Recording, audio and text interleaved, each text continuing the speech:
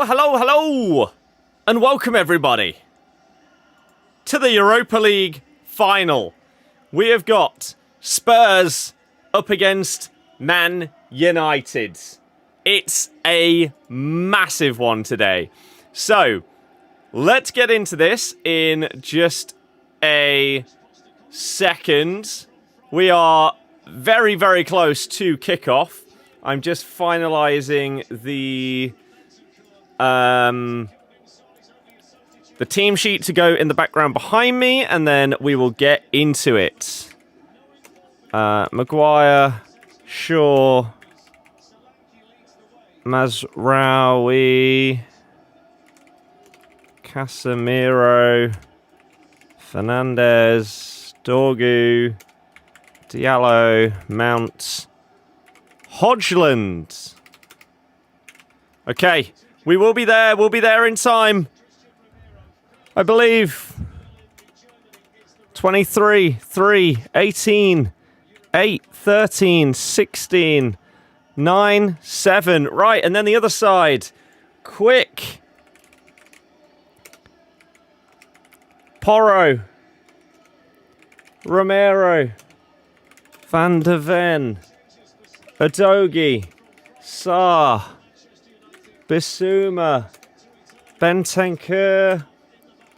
Johnson. Solanke. Richarlison. Okay, and then the numbers. And then we're in. 17, 37, 13, 29, 8, 30, 22, 19, 9. Right, save that. And that should be good to go. Close this. Switch to this. There we go. Right. Is everything spelt right? Think so. I believe so. So welcome everybody. I hope you've had a fantastic day, and I hope that you're going to enjoy today's stream. I honestly don't have a prediction for this game. I genuinely don't know how to call this one, because it's... How do you? It's two teams that have been really poor.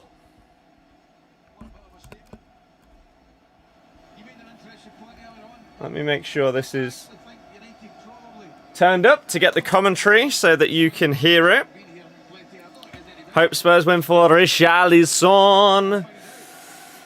I mean, it's massive for either of them for a multitude of reasons.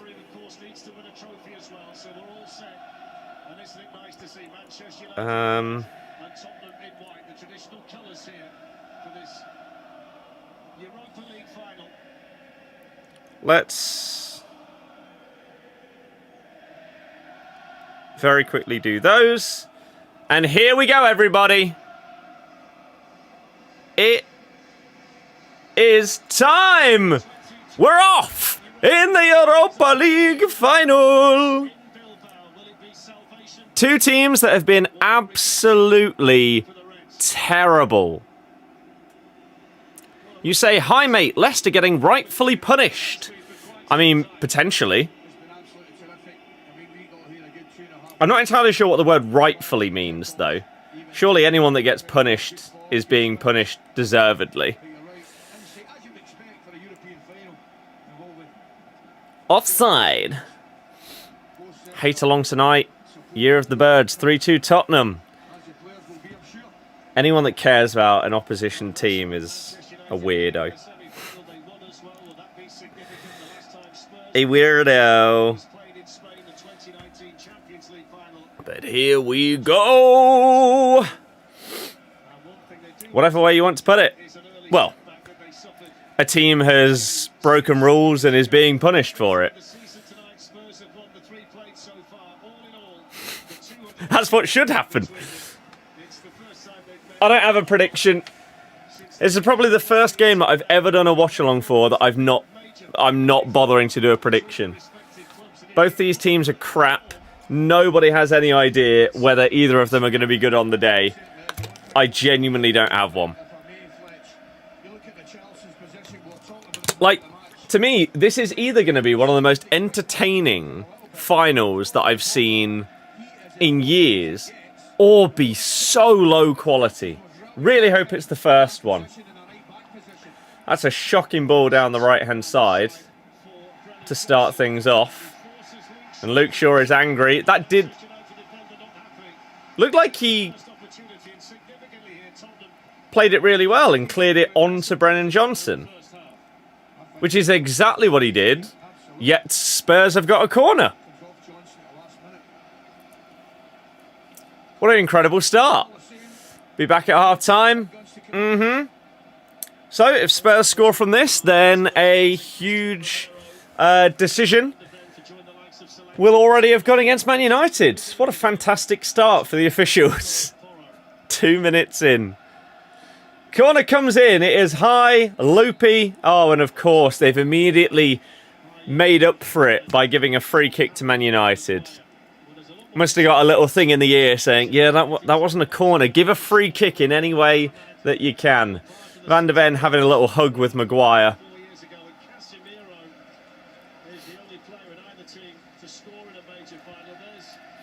Casemiro, the only player to have scored in a major final between the two squads. It's kind of mad. Kind of mad. Got the third free kick already in 3 minutes. My goodness. Feisty. Romero giving away a foul. So if you've got any bets on for players to be fouled, to give away fouls, you may have already won. Haaland fouled by Romero. I saw one on Sky Bets where you could... It was boosted to like evens. For Bruno to foul someone, to be fouled, and to win a tackle. Those kind of things are really, really good. Luke Shaw whips the corner to the back post to Harry Maguire, nods it towards goal, and Udogie struggles to clear, scuffs it out for a corner. Corners at both ends, it's all happening. Within 5 minutes, Harry Maguire was like 5-1 to have I think, headed shot on target, something like that. Romero sending off in the final could be a cheeky bet. I mean, him to be booked, he's probably the favourite to be booked today. Bruno Fernandes to take the corner. Do you remember when Mount was touted as the next big thing for England? Yeah, because he had a phenomenal 18 months for Chelsea. Corner comes in. Cleared out as far as Luke Shaw. Man United get possession back. But that's going to be... Oh no, Haaland's done really well. Lays it to Bruno Fernandes. Into the box. Have a go. He does, and it hits Mason Mount. He's in the way. Oh, dearie me. Yeah, Mason Mount had a really, really good time at Chelsea for 18 months or so. And started playing for England regularly. And he was really good. Then he moved to Man United. Didn't really play that much. And got a couple of injuries. And ever since then, not great, really. Not great. There is a world that in this Amorim system, he plays as the right forward.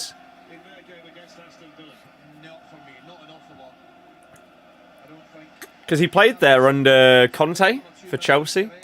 Isn't the final on for free on YouTube or something? Not on YouTube. On Discovery Plus.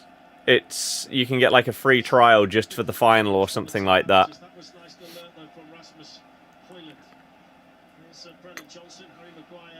But we're just watching it on normal TV. Ahmad Casemiro fouled. Gonna be so many fouls in this game. So many. Let's see. Are all the foul odds suspended? No.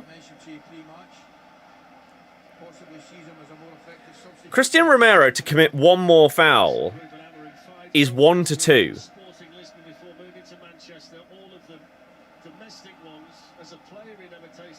in the whole rest of the game. That seems kind of mad.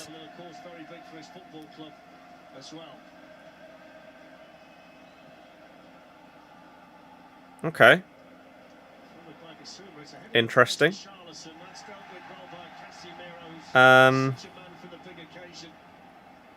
I've accidentally done this. One sec. Oh, that's not what I wanted to do. I wanted to see the odds of a fourfold of like all these people to commit one foul. Oh, I don't know. Doesn't matter. Well, do you think everyone wants Spurs to win or United to win? There was actually a thing that I believe... Was it The Athletic put out? That was like a poll of what different clubs' fans wanted as the result of tonight's game. And the majority want Spurs to win. One thing people haven't spoke about too much is Udogi's form. That's because he had injuries, and it's not all down to form.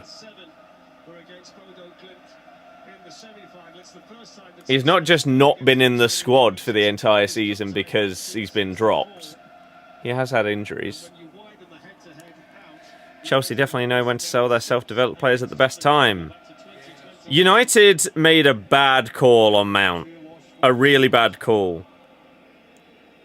At the time. 60 mil for him. They could have got Maddison for like 35 or 40. But instead they went for Mount for 50% more. Which to me just didn't make any sense. You want Spurs to win because you think Spurs do deserve a trophy after all. I'm not sure how you can really deserve a trophy. But... fair.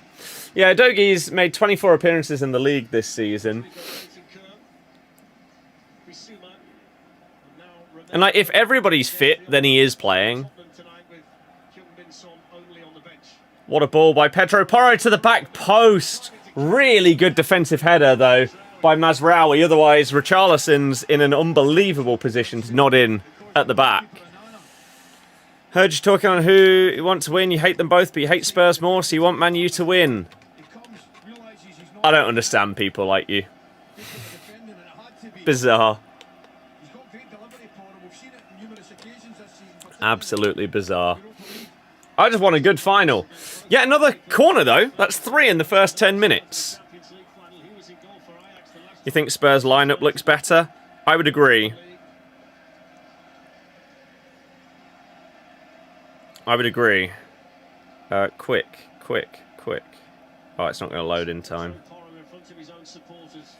Pedro Porro is going to take the corner.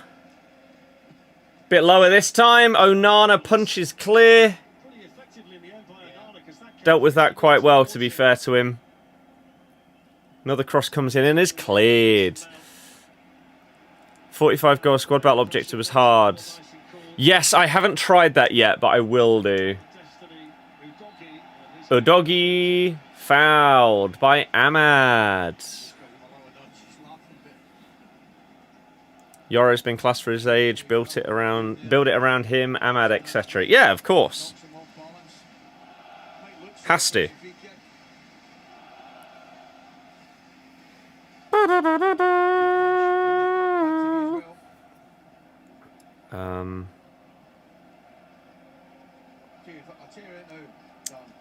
This is not really what I want. I want... Do they have it on here?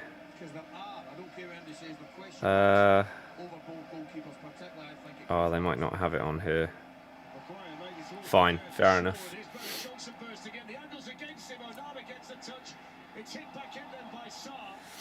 Onana makes a routine save. Spurs turn in the screw, though. And that's a free kick. That is a shocking foul by Mazraoui. In terms of, like, completely unnecessary. You think if United lose, everyone is going to see Goldbridge reaction? No, it's sad. People just like that kind of reaction. That's because people are sad. And for some reason, in this world, people focus on negativity more than they do positivity. So if United win, the video of Goldbridge's reaction is going to be significantly less viewed than if they lose, which is just ridiculous. But that's how the internet works, sadly. So now we've got a dangerous free kick for Spurs, as you can see. Oh, you can't because it's not really updated for some reason. That's not where the ball is.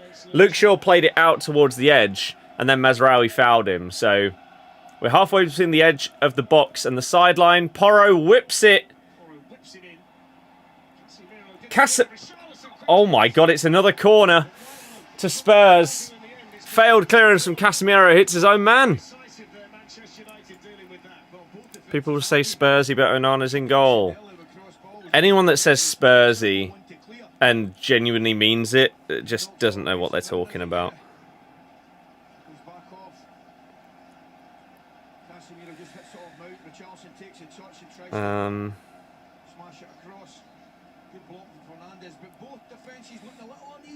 Here's what I would say.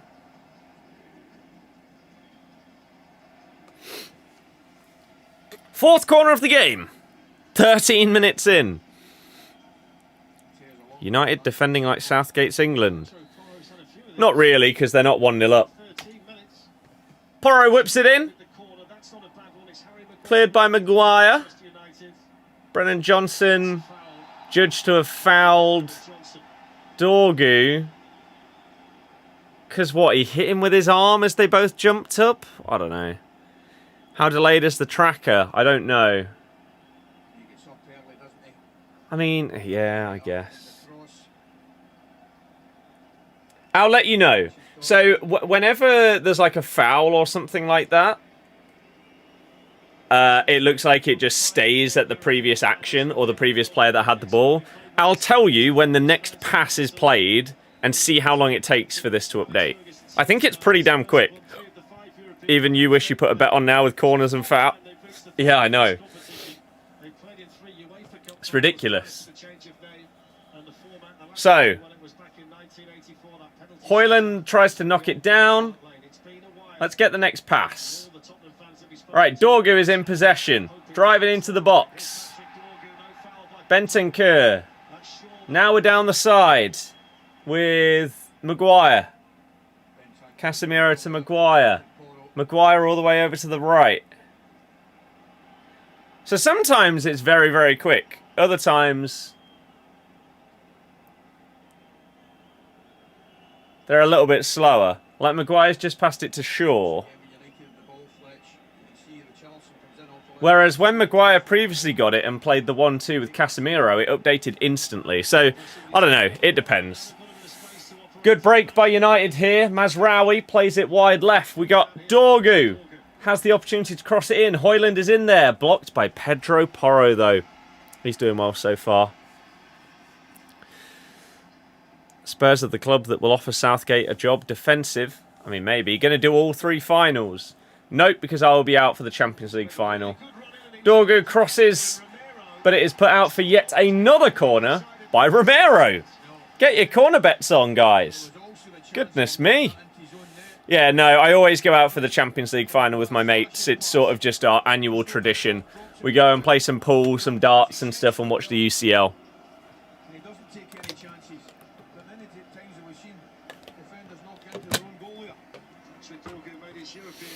Worst case scenario, I'd probably like sit and watch it with my dad.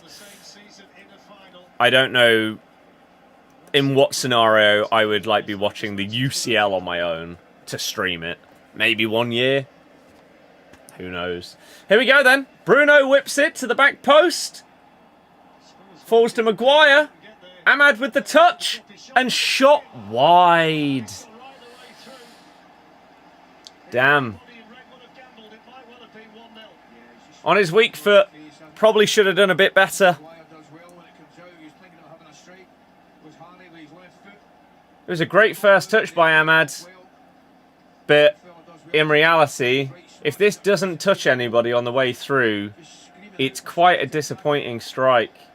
Yeah, he just doesn't hit it right. Should have at least hit the target. Would I recommend to just grow the beard out? Yep.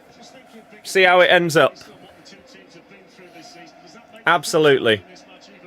And then you can decide, after you've given it the chance to grow, then you can decide what you want to do with it. That's exactly what I'm doing with my hair, hence why it is this long right now.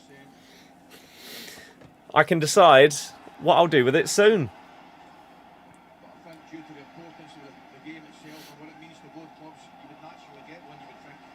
Oh, Bruno getting angry with the linesman. Thought he had a throw-in. Throwing the arms up, it's what he does. Done Manu just before he went. Need this United win. Yeah, I've got that card because I had to do it for Tom's video, so I wouldn't mind them winning for that reason. Maguire with a long ball forward, cleared by Romero. Nice touch by Basuma. Udogie to Solanke. Udogie with a big charge forward here. He's also got Richarlison on the left, plays it to him. Here we go. The cross into the box. It's well defended. Maguire, though, big clearance. Big clearance.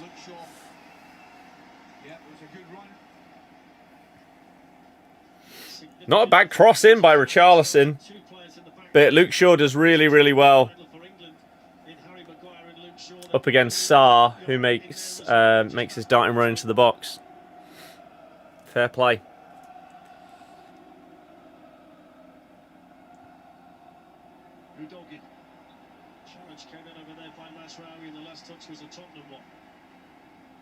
Are they giving a throw or a free kick to Bruno?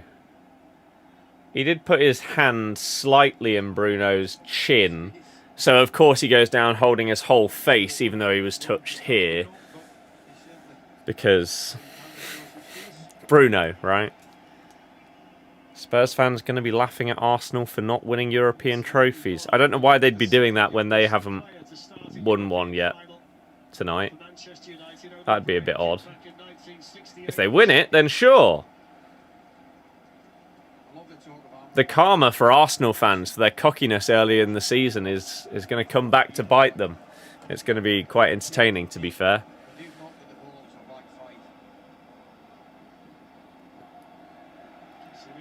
Good tackle by Ugarte. Mount, sorry. Ugarte. Pace and pound. And Casemiro before that, to be fair. Oh, Ahmad's got a nice... Oh, you got to run into that space. You got to make the most of it. When Udogie's out of position, because he's slightly misjudged a tackle there, you got to just go. Does the transfer window open June 1st, then closes on June 10th or something? Yeah, so basically there is a mini window open for... Basically, to help ahead of the Club World Cup. Then it closes again, then it opens again. So, I'm not entirely sure why they bother closing it again. You might as well just keep it open once it's already started, surely, right? Like, if the worry is that people are going to be buying people throughout the tournament, just make it so that if you register someone after the tournament starts, they can't play in it. There you go. Sorted that problem. And then you don't have this weird scenario where the window's open for a week and then closed again. Just... The one positive from it is that it means that you are seeing some transfers like get done really, really early. Which is good, rather than long, drawn-out sagas, which are just annoying. This Ruben Amorim chant is so boring. God.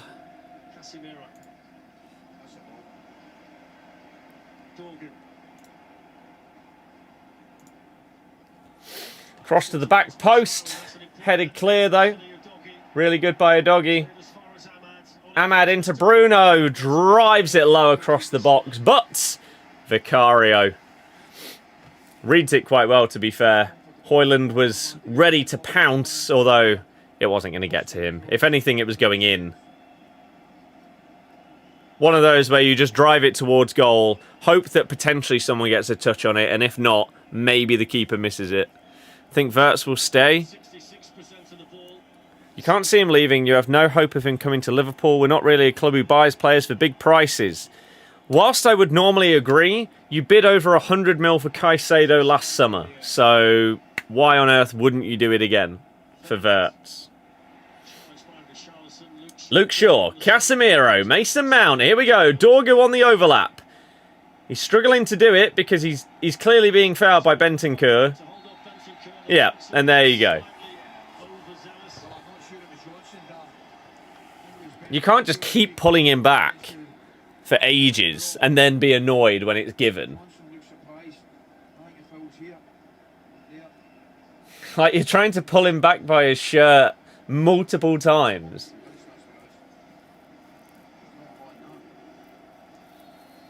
I think one of my biggest pet peeves in football is players, managers, and everything like that being upset when something is blatant and then given. Luke Shaw fails to find Harry Maguire at the back post with the free kick. Johnson is nowhere to be seen down that flank. I thought that Romero was going to be able to give it to him. Ahmad drives past one, but he can't get past them all. He's got to get past 3 players if he's trying to dribble there. Deary me. Don't think anyone could be like Vardy. In fact, he stayed with us, proves a lot. It does. Don't like Shaw taking the free kicks. Who else would you take there? Because clearly they want an outswinger, and that's why they're having Shaw on it. Otherwise, you'd put Bruno on it, wouldn't you? So what else do you do? As Bruno tries to drive through midfield and fails to do so. It's a bit scrappy, not going to lie. That is another foul. This one by Casemiro. So many fouls so far. Beza, hello. How's it going? That was such a bizarre slide tackle. It looks like he falls over. Bruno, just someone new that never takes free kicks. Yes, but that's not the point. The point is that Luke Shaw is on it because you want it out swinging. Otherwise, Bruno would be taking it, wouldn't he? Because he's taking the corners from the other side that are out swinging from right to left. Shaw's taking the ones from left to right. So it'd be the same on a free kick, you'd imagine. If you get a free kick on the other side, it's surely going to be Bruno. I'm doing good, thank you. I'm doing good. Onana, hoof! Højlund fails to win it. Shocking header there. Nice feet by Bissouma. Has Pedro Porro to his right. Great tackle by Dorgu. Really good tackle. And then fails to keep that in. Bissouma could have played it to the right. He had Pedro Porro on the overlap, who could have then been able to whip it in. Don't know what he was doing there. Do you think the Europa League has been affected by UCL teams not dropping down? Obviously, yes. It means you don't have... It should, in theory, be easier to win because you don't have these potential crazy teams coming down from the Champions League into the Europa League. Which I never really liked the idea of dropping down from one competition to another, so I don't mind that changing. That's a very harsh handball on Brennan Johnson. I mean, it's just been chipped into him from a yard away. What's he supposed to do there? Mad.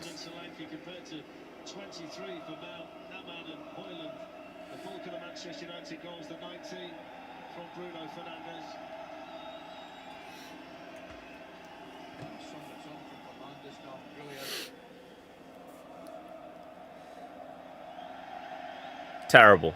Onana, out of play. Incredible. Palace should at least try for it next season. I mean, I don't know why you wouldn't when you're in it. Same with whatever one Forest are in. When you saw Villa do really well in the Champions League this year, they just came up against a finalist. Surprised Spurs have had so little of the ball. Yeah, they started better, but last 10 minutes or so it's been United. There's a lot of hoofball going on here. It's really poor.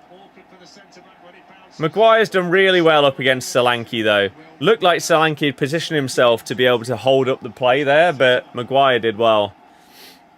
Udogie out to Richarlison. You should... Yeah, you got to play that overlap so that then he can just get the ball in the box. This is disappointing so far. Or you could have cut in and crossed it yourself because they're expecting the overlap. I know. Clipped forward by Romero to Richarlison. Nodded down to nobody. Here we go, though. Udogie going to try and whip it in. Past everybody, but then Dorgu has just controlled it out for a corner. So, once again, if you've got corner bets on, it's going well for you today. This is what, the 6th, 7th corner?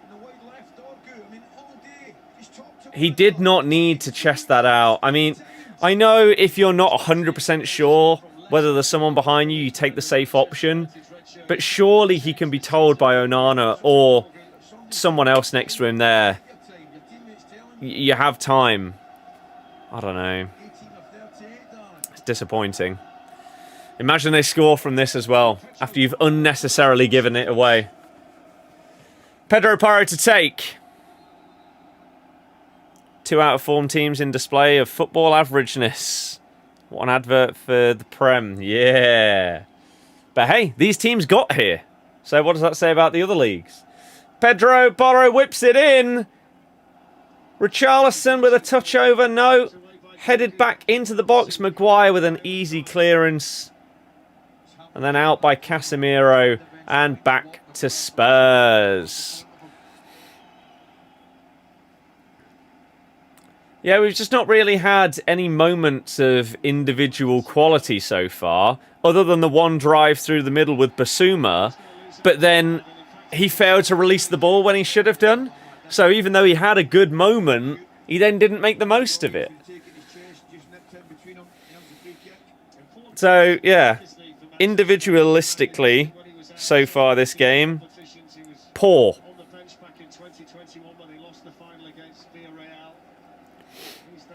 And so here you go. Exactly what I was talking about before. The free kick is now on the other side, and Bruno's taking it. Oh, he's playing it short, though, to Ahmad. Should be able to get a cross in here. Dribbles past his man, whips it in. That is good defending, though. Brennan Johnson and Papsar combining.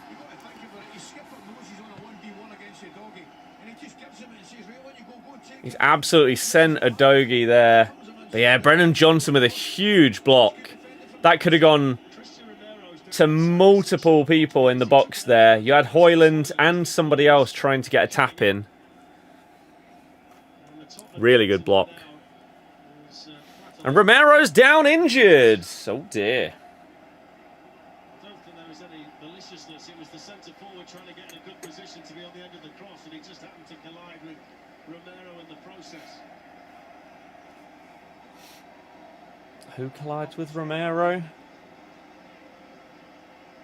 Haaland?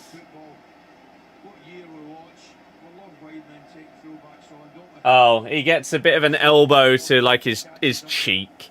He'll be fine. I'm actually surprised he's still on the floor, to be honest with you.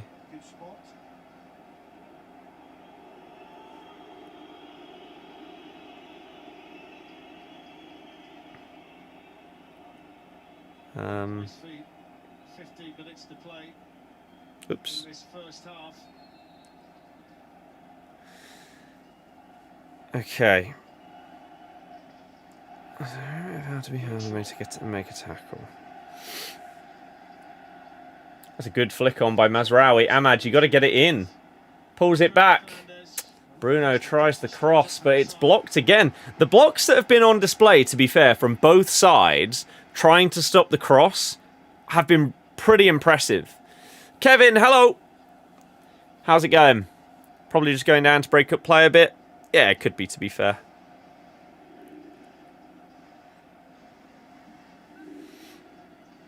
Ahmad gets past Richarlison, tries to cross it in, and it is absolutely abysmal. The worst cross you'll see all night. Woeful. At least you're trying, though. Better than just recycling the play over and over again. Try and whip it in with some pace and power. We're counting down to the start of Rolling Garros, which gets underway this Sunday from 9:30 in the morning. Every match from the iconic clay courts of Paris will be live only on TNT Sports and Discovery Plus. 15 minutes to go in this first half. And I mean, so far, when you watch this, you have one thing that is very, very clear, and one thing that is bizarre. The bizarre one is, how on earth have both these teams got to this final?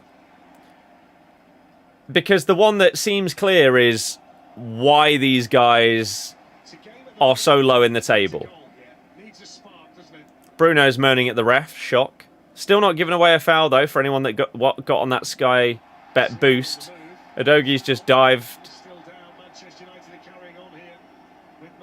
Oh, no, sorry, was it Basuma? Still down. Just look like, yeah, Basuma. He's tried to nick the ball past Mazraoui and then just threw himself. Seems quite an exciting appointment. Will Still. Yeah, multiple clubs been trying to get him. Yeah, Basuma. I mean, he's slightly stuck his leg out, but his legs are planted. He has ran into him, basically. Hoping United get the win. Haven't seen you live for a while. We've been streaming loads recently. Finally back on TikTok streaming. That is something that didn't happen for a while, but recently we've been doing a lot more of it. I imagine today is going to be one of those days, though, where it just loses as followers, because some people will click it and for some reason think that it's like the game live and therefore unfollow, or they see that it isn't FC25 and therefore unfollow, as if we've just stopped doing content for it or something. Oh, well. But yeah, it looks like we might be getting Russell Martin, which is a bizarre decision if we do that. Right. Finally, we continue. Bruno, disappointing there. Mazraoui gets stuck in. That should be a yellow card for Amad Diallo whenever the play stops, because he clearly pulled the shirt. And then he's been fouled by Bruno. So Amad should get a yellow here, because he was pulling his shirt so clearly. Bruno has then fouled him.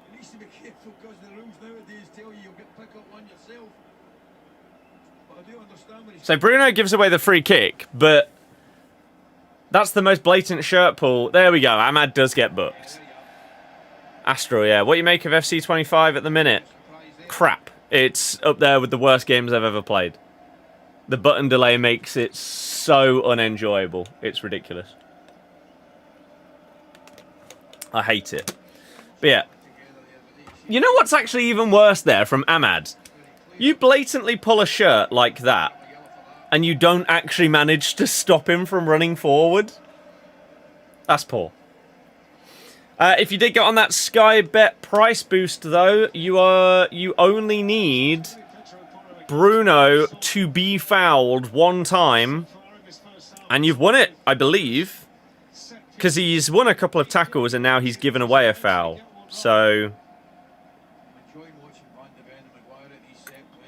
yeah.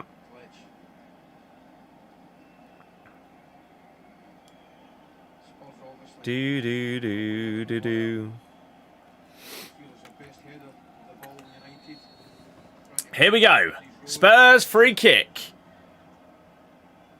Very low. Way too low. Hoofed clear by Bruno Fernandes. That was a really poor ball in by Pedro Porro. Comfortably his worst one of the night. His deliveries have actually been pretty dangerous from set pieces so far.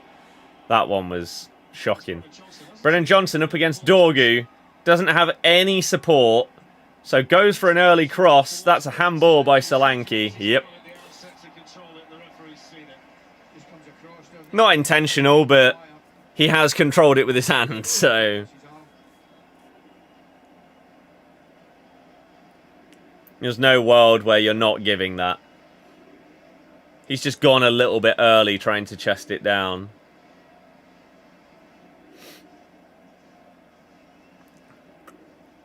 Ahmad got clipped previously, but he's fine. Yeah, what a low-quality game this has been so far. Not good. Richarlison with a shocking pass through to Solanke. Lenny Yoro, though, playing with fire. He can moan at Onana all he wants, but he hasn't passed it back to him. He's then tried to dribble past Solanke and tried to dribble past Papsar. Release the ball. You can't moan at other people for something like a dangerous position that you've got yourself in. I know he's young and he's inexperienced, but you got to learn quickly. Bruno's gone down. Was he fouled? Because if so, there you go. There's your bet win. I'm not sure if he's going to give the foul here or if he's just going to stop play because Bruno was holding his head, though. Might be the second one.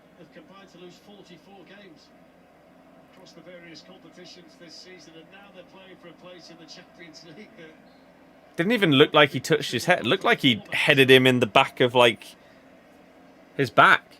But he's given the free... Has he given the free kick? Is that going to go down as Bruno being fouled? If so, that's a very cheap way to win that bet.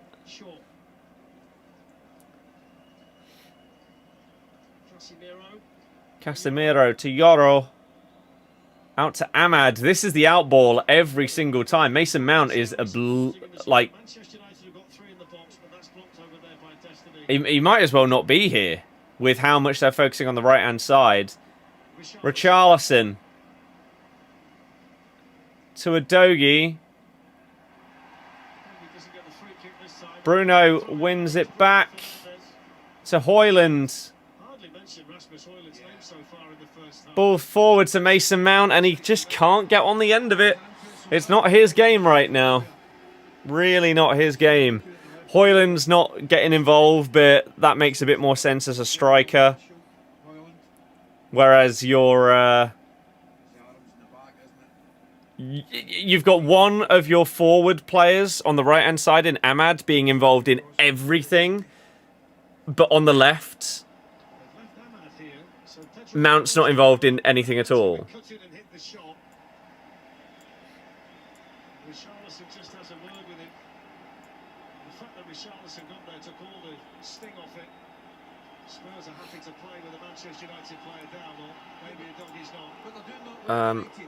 Why is this not opening? There we go. Shadow of the player used to be probably better in centre mid than out wide. Well, definitely better than playing as like a left winger. Yes. Absolutely.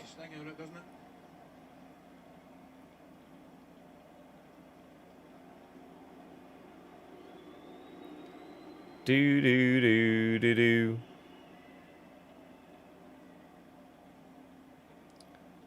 So, according to like Sky Bet, Bruno wasn't fouled, even though they did give the free kick for him.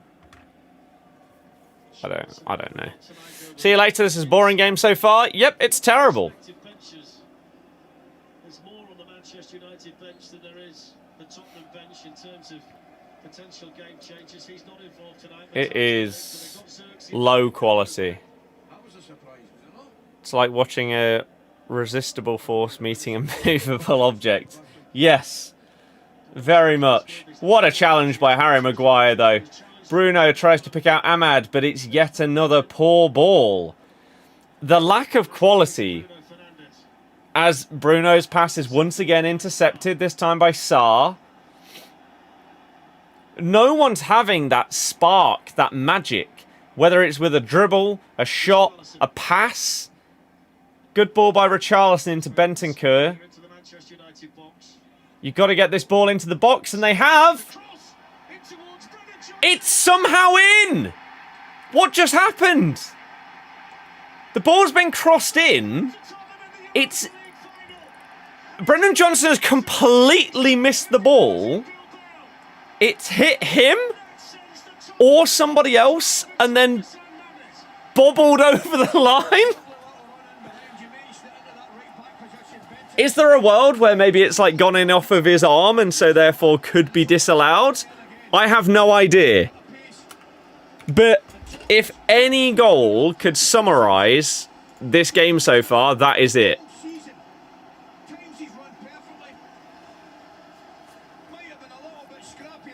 So, whipped in.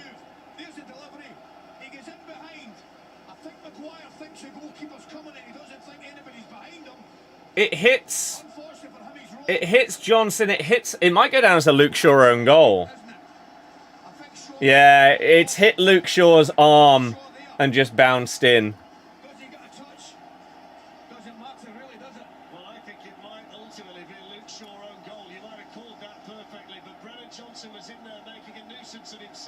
So, Luke Shaw, own goal. The cross... I was right. I was right that he might have completely missed it. Brennan Johnson. Because it sort of hit him, but it hit like the back of his heel as he missed his shot. And Luke Shaw pretty much handballs it into his own net. Let's get that title change. Spurs, as it stands, are winning a trophy.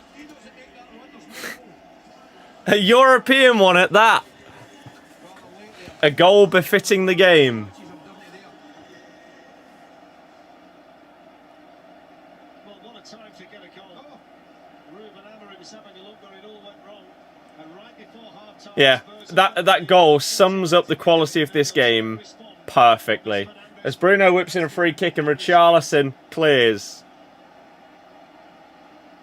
It's the first time that Tottenham have scored in a European final since Graham Roberts in the 84th minute in 1984, prior to the penalty shootout. I mean, what an absolute mess.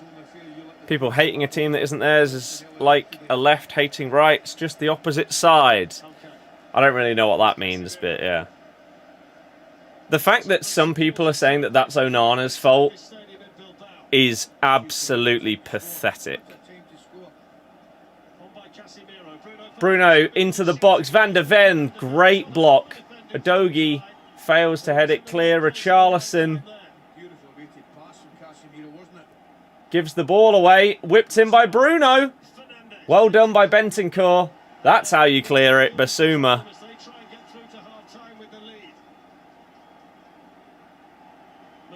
But yeah, there are genuinely people that will blame Onana for a goal that isn't close to his fault because they have this weird, stupid agenda against him. It's just ridiculous. Nothing he could do there. It's an own goal, for Christ's sake.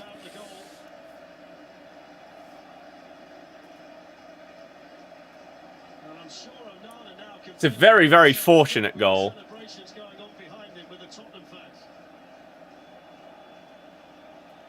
Because the thing is, if Brennan Johnson completely misses the ball and it doesn't get any touch off of him, it doesn't go in off of Luke Shaw. But the fact that he mishit his shot so badly that it was going away from goal is the reason the own goal's gone in. He's somehow, whilst trying to score... It's hit the inside of, like, his calf, gone backwards onto Luke Shaw's arm and then in. Deary me. Shocking, shocking goal, but if you're a Spurs fan, you do not care how it goes in. At all.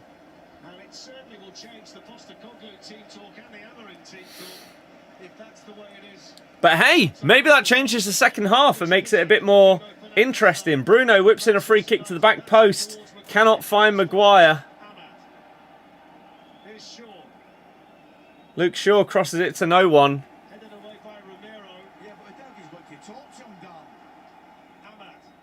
Ahmad crosses in. Vicario does really well. Nicely confident for Tottenham. That's exactly what I was talking to you 2 minutes before. Whatever heads of he's not into it, but don't open his mouth, just leave it. Communication. Okay. Very, very close to half time. And yeah, an own goal potentially being the winner of this final is so fitting. EA used to release a halftime SBC during a final. I mean, I think they've done that a couple of times. Oh, Richarlison sent Mazraoui. Whips it in. It's an awful cross.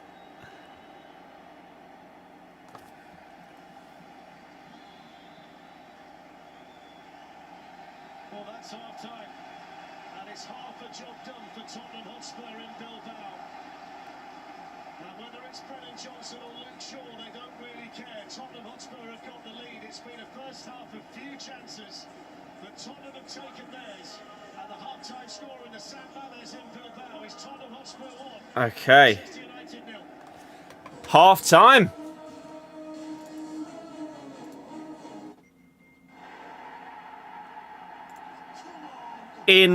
I said it at the start.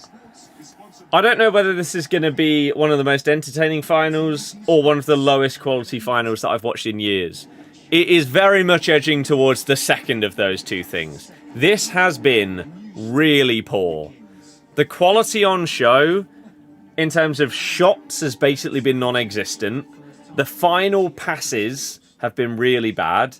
There's not really been much good dribbling, other than one burst forward by Bissouma that happened maybe like 30 minutes in or something like that. Ahmad's had a couple, but they're not made the most of the position that he's got himself into.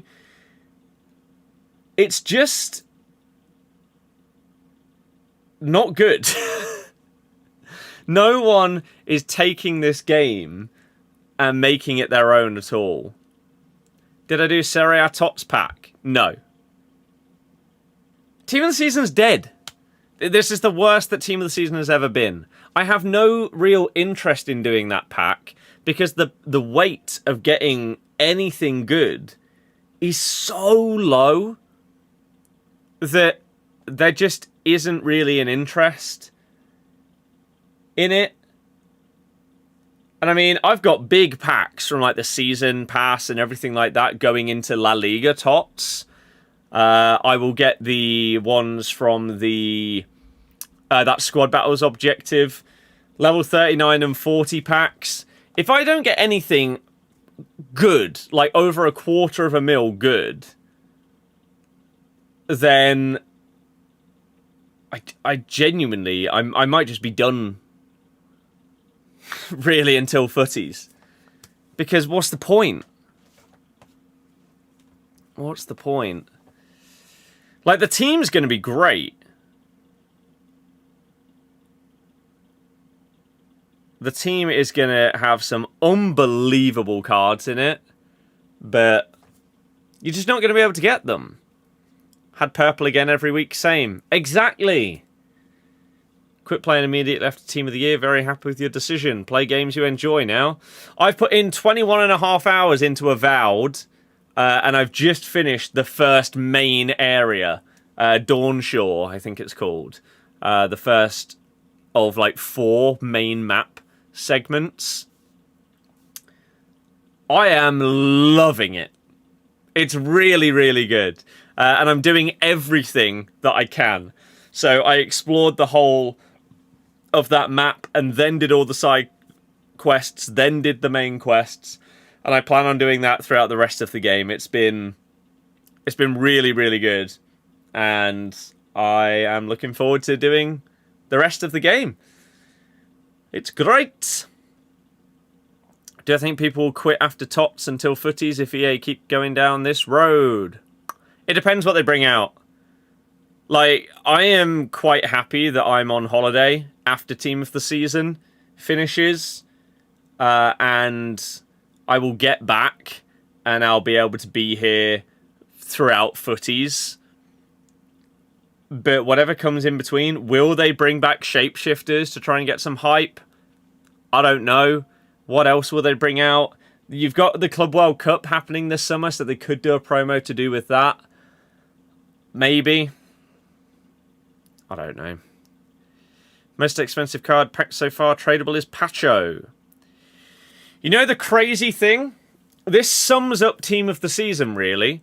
How long's it been out for? A month? What do we have? Liga and Prem, Bundesliga, Serie A. So yeah, it's been about a month that Team of the Season has been out. The most valuable thing that I have packed during the entirety of Team of the Season was from my most recent Champs Rewards, and it was a tradable on Mbappe, who went for like 300k.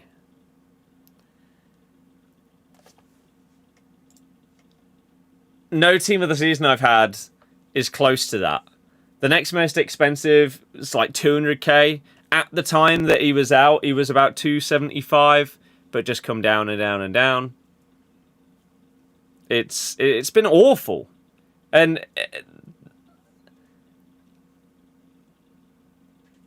it's so hard to be interested in it when it doesn't feel like anything is rewarding at all, and that your chance of getting these good cards is basically non-existent. It just feels like a waste of time. Just like streaming on Twitch today, apparently. 1 viewer. We've lost a follower today. What a stream. What a stream. YouTube's dead as well. I mean, watch-alongs just don't seem to do well now. Not even bothered by playing Rivals. Nope. Nope. Like, it just... Krusty made it clear. Well, I haven't seen that. I might even have him blocked just because he used to moan all the time on Twitter. I don't know. Yeah, in general, it is just worse. It's just significantly less enjoyable. There's basically anything bringing you back regularly other than delusion of thinking that you're going to get something. Looks like EA messed the power curve up so badly this year. They've done that the last, like, 3 years straight.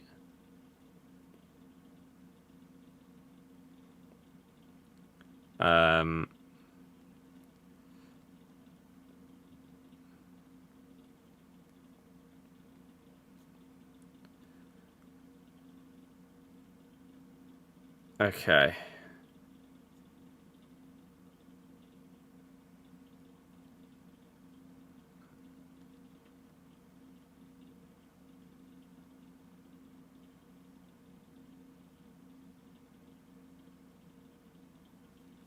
Okay. Sure. Players used to pack versus now used to get well good amount of coins from rewards. Yep. Yep. It just doesn't feel rewarding at all. Right, it is half time. They're doing their analysis. I'm going to very quickly go and grab a bite to eat and a drink. And get ready for the second half. I'll be back very shortly.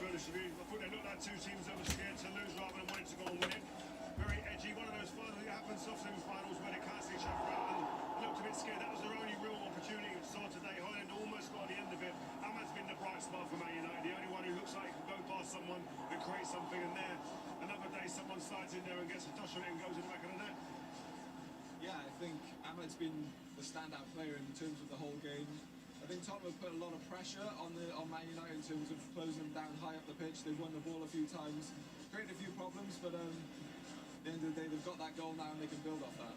Well, somewhere in this stadium, Glenn Hoddle has a big smile on his face because it's first blood to Spurs in this Europa League final. They lead Man United 1-0. It was a scruffy goal, but they won't care. The fans behind us in the stand are having a party at half-time.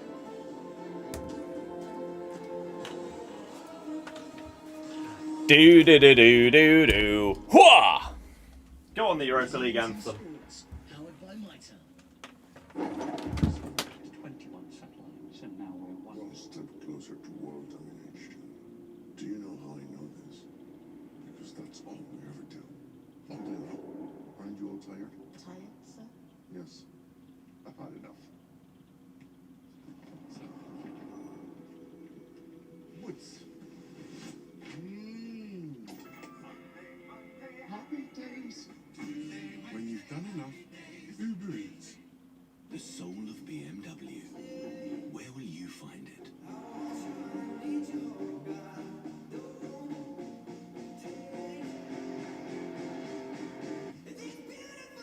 Yes.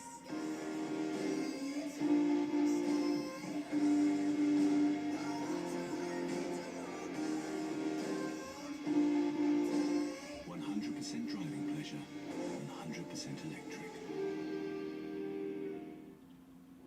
Why does Sonny Hayes come back to F1? The movie in cinemas 225.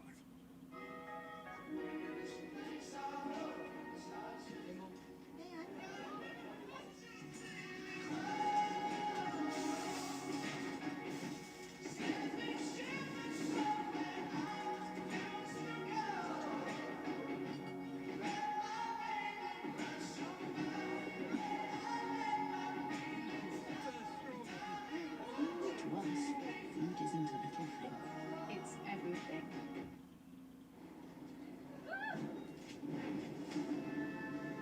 It's happening. Don't restrict it. It's so beautiful. That's just Amy. Here we go then, everybody. It's time for the second half. Whew! We've got our dinner. I'm ready.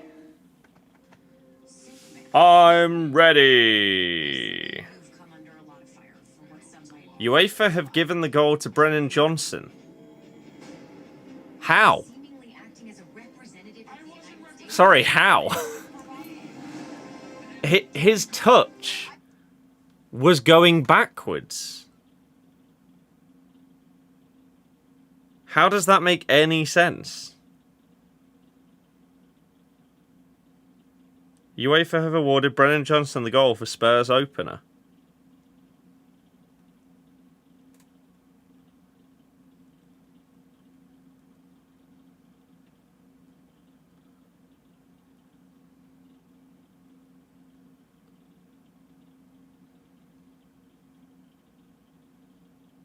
He's somehow been given the goal.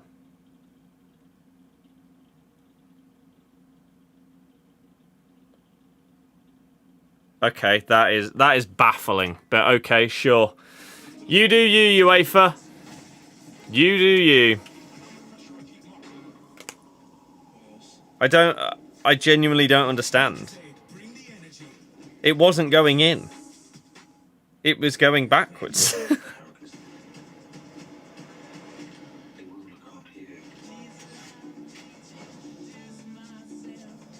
Okay, I mean, sure. What a baffling decision. Seems like typically excellent decision from UEFA. Hell yeah. You think next year will be your last year of putting effort into the game? Call you stupid, but you'll most likely just save packs for Team of the Year and TOTS because the promos don't make any difference. See, Team of the Year, if that is your logic, I can slightly understand Team of the Year, because at least Team of the Year is ahead of the power curve, like in terms of having more playstyle pluses and stuff like that. Team of the Season doesn't feel like it. Doesn't feel like it at all. This feels like any other promo, which Team of the Season has never felt like before. It always feels like one of the big events of the year that is pretty unique because all of the rewards and everything get changed to Team of the Season red picks and stuff like that.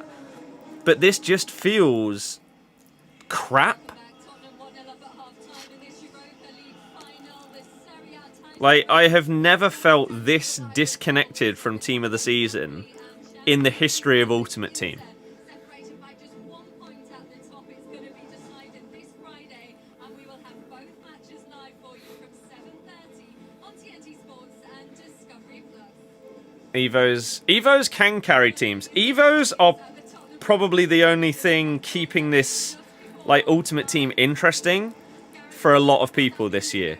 Because they can just make like a past and present team. Even if you support, I don't know, like a Yeovil town, you can probably have a past and present Yeovil squad that is really, really good if you're on top of everything with all the Evos.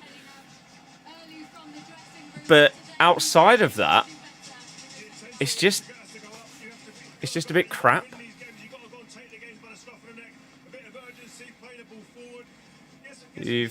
Best you've pulled is Chelsea, WSL, CDM. Oh, I can't remember. I know exactly who you mean. For some reason, a name has gone from my head. Oh, right, let's get ready to start the timer. Second half is about to begin. And McCabe have a full Brazil WSL team at the moment. Never easy to pack players, free to play. See, I'd normally disagree with you. I don't think that you've needed to... I feel like the game has become less pay to win every single year. Because you just get so many cards, coins, bits of fodder from rewards, from all the different game modes and objectives that you can do whatever the hell you want. However, the very top tier cards, you just can't pack. Right, we're off. Second half. We are underway in the Europa League final, where as it stands...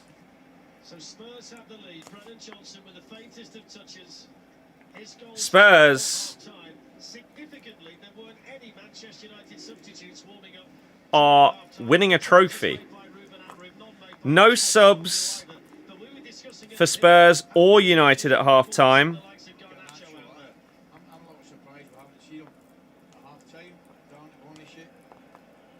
Which I think sort of makes sense.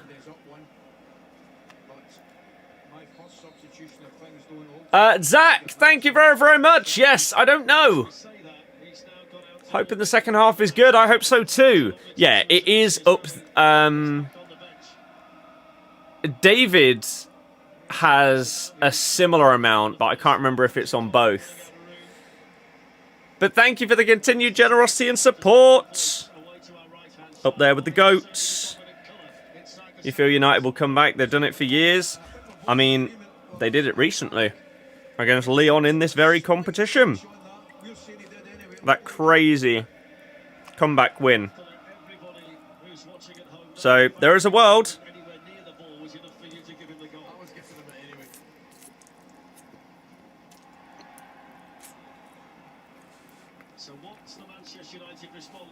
I still don't understand how Brennan Johnson has been given the goal. That's just baffling, but sure. Harry Maguire, 89th minute screamer. Not even a header. He just absolutely leathers it. Scores a goal like Marmouche did yesterday. That was unbelievable. I said it on Twitter. We just don't see those kind of goals anywhere near enough nowadays because people are so... They have it drilled into them. You shouldn't shoot from here. You've got to pass. You've got to retain possession. Keep the ball. Get it into a higher percentage zone before you take a shot. No, just have a go from time to time. If you've got the quality, bang it. And my God, did he.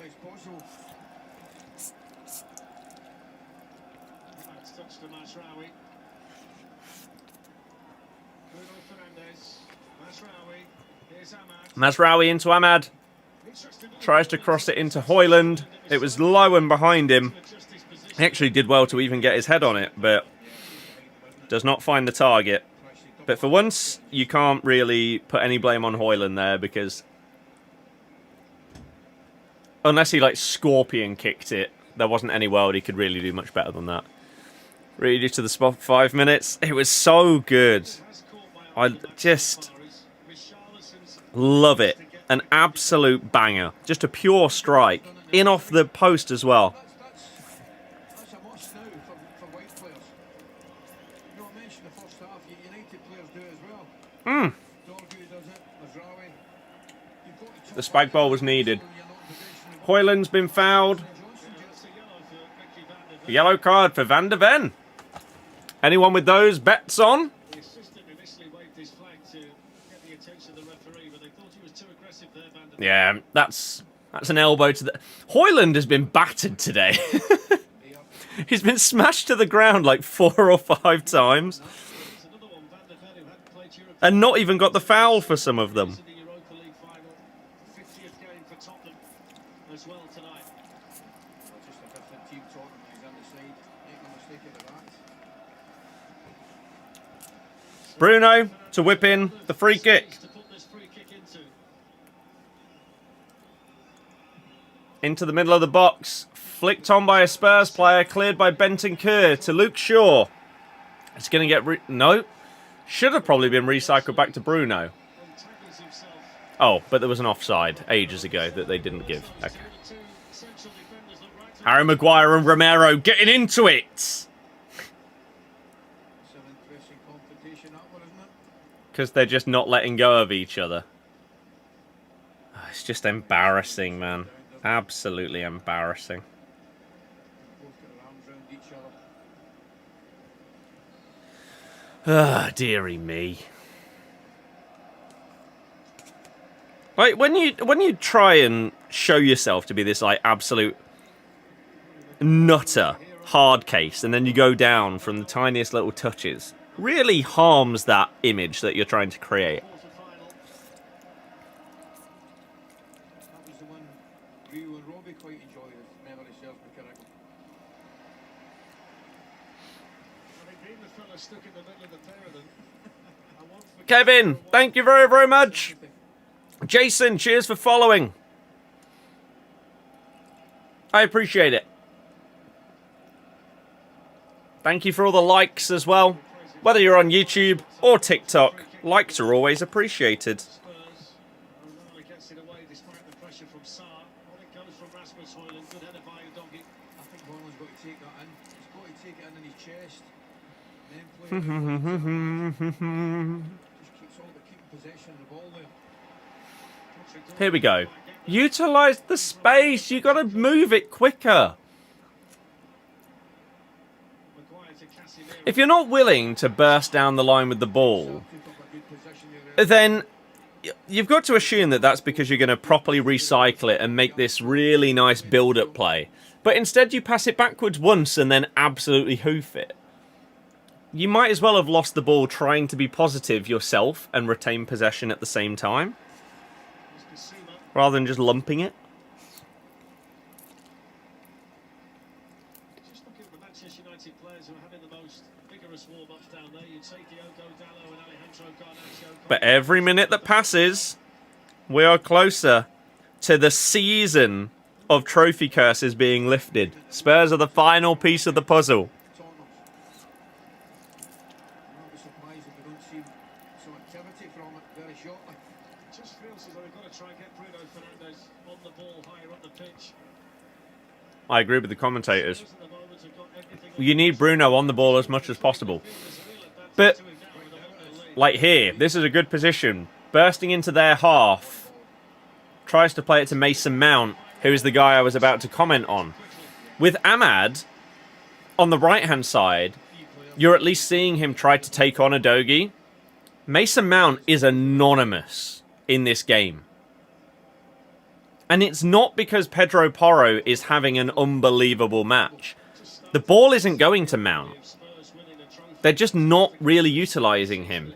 Is that because his positioning isn't good enough for him to be in good enough spaces for them to pass it to him? Maybe. For the sake of English football, Spurs need to win. I mean,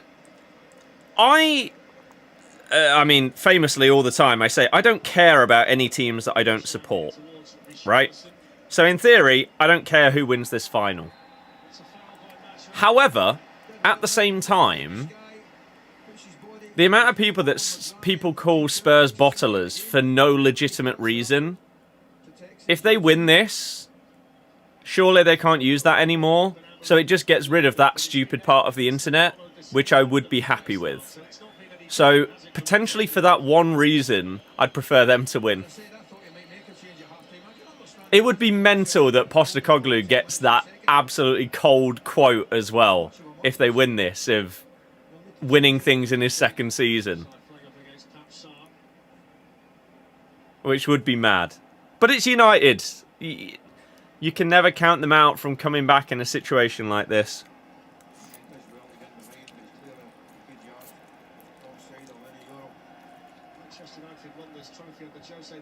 Even if they've had a terrible season overall. Zach, exactly. Yeah, in the grand scheme of things, I don't care. It is such a niche reason that I would prefer Spurs to win. Is just so that, yeah, people calling things like Spursy and them having the tag as bottlers will hopefully be gone. Although, if they do actually bottle this final now, I can no longer argue it. Because it would be true. Even if it hasn't been up till this point, it would be now.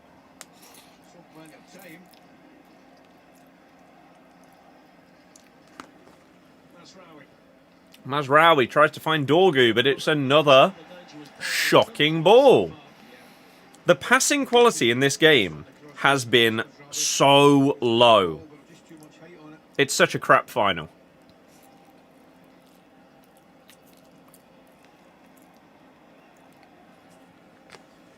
Compare this to what we're going to get when it's PSG up against Inter. Oh my god. I'm so excited for that.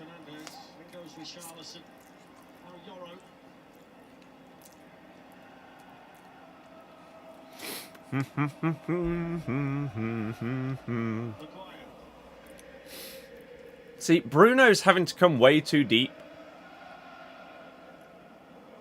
And this is one problem that I do think... Yet another shocking pass. Dorgu tries to cross-field ball and it's not good enough. Richarlison does well, physically though. Doesn't really have any support. Dives. And then handballs it. How are you not booking him? How are you not booking him for purposefully handballing it and then blocking them starting the restart of play? Bizarre. Hate the modern football dive onto a handball. Same. Give them a red for deliberate handball. They start to believe more and more, don't they, the Tottenham fans, with every tick of the clock.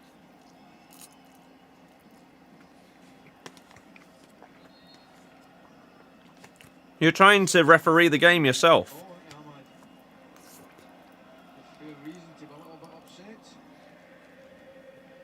Even if you have actually been fouled, let the ref do the job. That might have been wrong as well, to tell you the truth. It's a foul by Bissouma on Fernandes. Scrappy, isn't it, mate? Really scrappy. He's got to do something here, I think, Haaland, to change the game. That's what should Tottenham all day. Here you go, though. If you did have that Sky Bet boost, I believe that was Bruno that just got fouled. You should have now won your money. It was evens for Bruno to... As Richarlison gives a free kick away, and he's now going to get booked.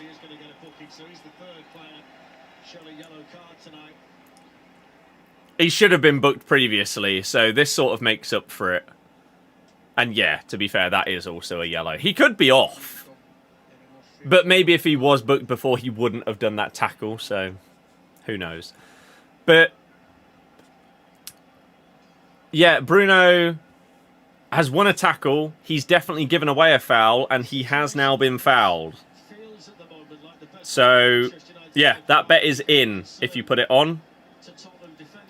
The other big boost that Sky Bet had on was Maguire to have a headed shot on target. Maybe it's about to happen.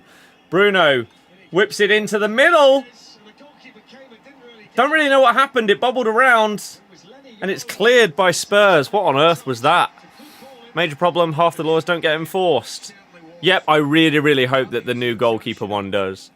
Want Spurs to win just for the people that say, even if Spurs win, Arsenal had a better season. Yeah, the sad part is that Arsenal fans will still make it all about them.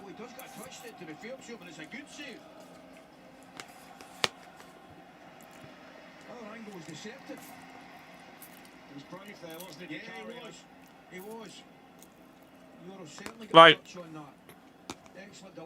Arsenal and Chelsea fans for years will have been taunting Spurs that they haven't won a trophy in like 6,500 days or something. But now even if they win this one, they'll say, oh, but you've only won one in the last however many years. It doesn't matter. It doesn't matter. They've won. As it stands. Mason Mount tries to dribble past 3 players, loses the ball. He is having a shocking game. He should be subbed for Garnacho. You need that direct threat, because up against Pedro Porro, you're not getting the ball to him enough, and even when you do, he's not getting past Porro. Whereas Ahmad is having a much better game on the other side. Surely you have to see... Bring on Garnacho, or anyone more direct than Mount on that left side, as Ahmad gets against the doggy again. Pulls it back to Bruno. Lays it to Yoro. Little dribble forward. Harry Maguire 30 yards out. Luke Shaw. It's poor. And then absolutely hoofed. That's bad. You've got no one around you, and Solanke just hoofs the ball away when we've still got over half an hour to play. It's not that late on yet. Dorgu to Mount. It's once again not good enough.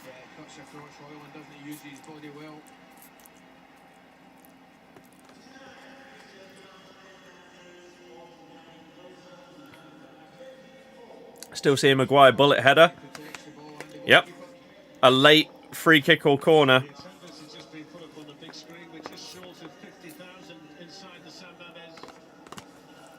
Keep looking at the Manchester United substitutes and the Manchester United manager. They are staring at him, desperate to get the call to come on.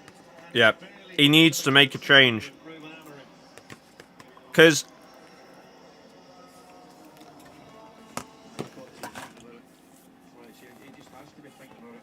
while Spurs are now sat back a little bit more. Oh, Mount finally has the ball on the wing. What's he going to do? Have a pass intercepted again. You've got to get him off. You've got to sub off Mount here. As Bruno has another pass intercepted. Brennan Johnson charging down the right-hand side. There's nobody in support. He's completely on his own.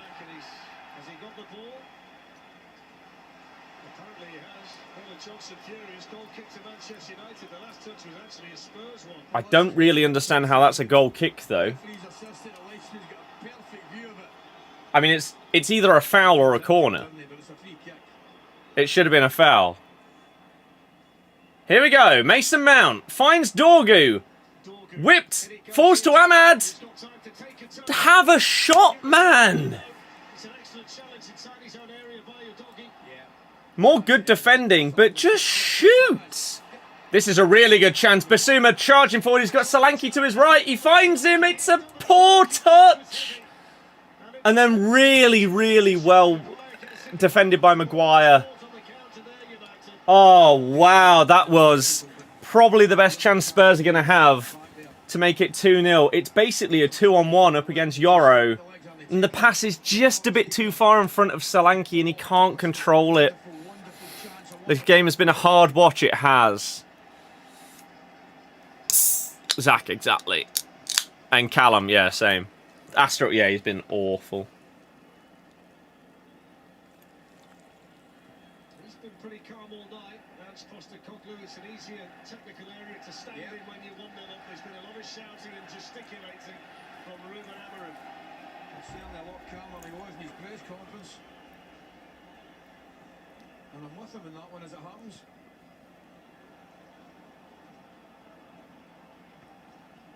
Manchester United just applying a little bit more pressure, but it's not necessarily pressure that's causing any concern to Vicario. There's 27 minutes left.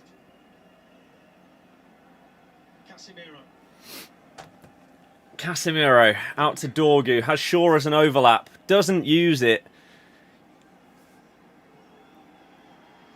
You could even put Dorgu, like, left wing, Shaw, left wing back, and bring on a centre-back and just get Mason Mount off the pitch. Lenny Yoro tries to drive forward. He's done relatively well to keep hold of it. Maguire, I don't know why he's not playing it out to Luke Shaw, gives it to Ahmad. Richarlison having to defend. And you know what? He's put in a hell of a shift, Richarlison, defensively. He's had to put in a lot of effort, and he's doing quite well. Just drifted defensive side of Ferdinand there. That was trouble. That's just body strength, isn't it? And a mismatch there.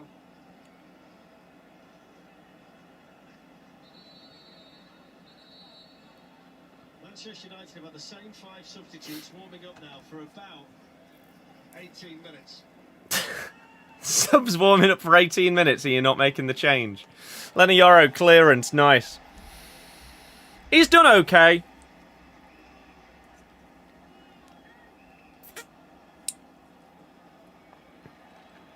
Not at fault for the goal.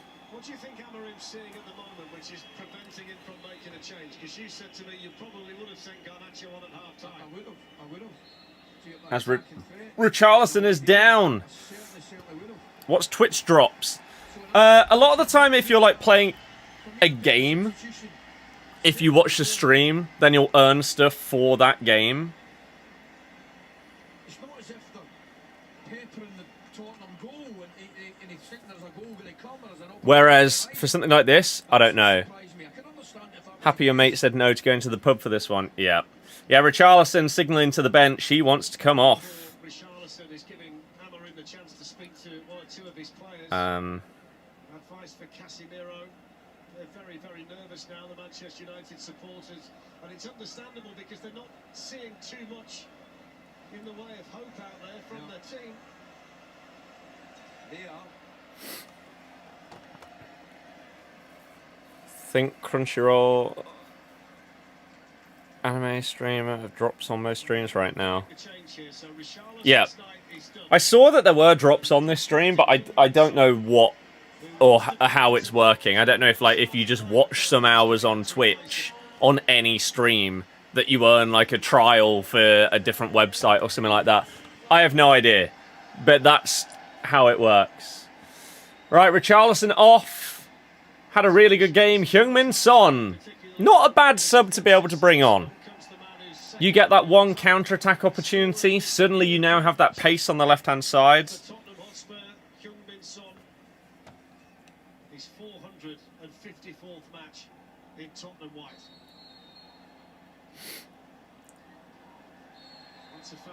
Foul by Adoki. United manager gonna leave the subs late.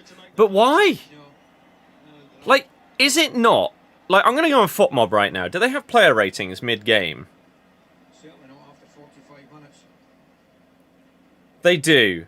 And outside of Haaland, who, to be fair, there's not that much that he can do because the ball just isn't getting to him. Oh, here we go. Dorgu through the middle to Ahmad.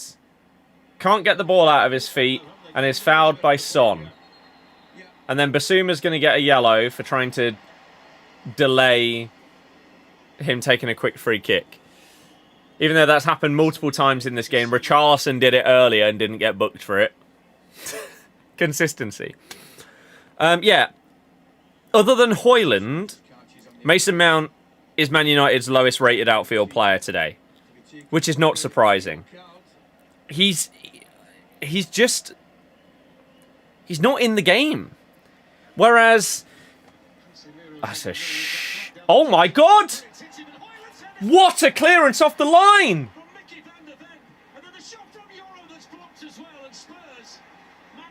Oh my god! The free kick that came in, I think from Casemiro they said, was awful. It was from like the halfway line. Really, really bad free kick. Easy catch for Vicario. He drops it onto somebody's head. It falls to Haaland. Oh no, it was Bruno. And oh my god, Van de Ven with the like scissor kick on the goal line to stop the header from going in. What a clearance. should do better. And I actually think Haaland should score. I don't know what happened with Vicario there, but Van de Ven, fair play. That was unbelievable. And then it fell to them again, and they had another chance, and it was blocked by someone else. That's the kind of moment that we've sort of been lacking in this game that could, like, turn the tide. Either Man United now are like, we were this close to scoring, go, or Spurs are like, that's it, right? Even when they have that good of a chance, they're not scoring it. This is our cup to win. Who is actually going to use that as the momentum? Up goes Harry Maguire. Bissouma. On by Sarr. Straight into the face of the Manchester United number 5. Casemiro out to Dorgu.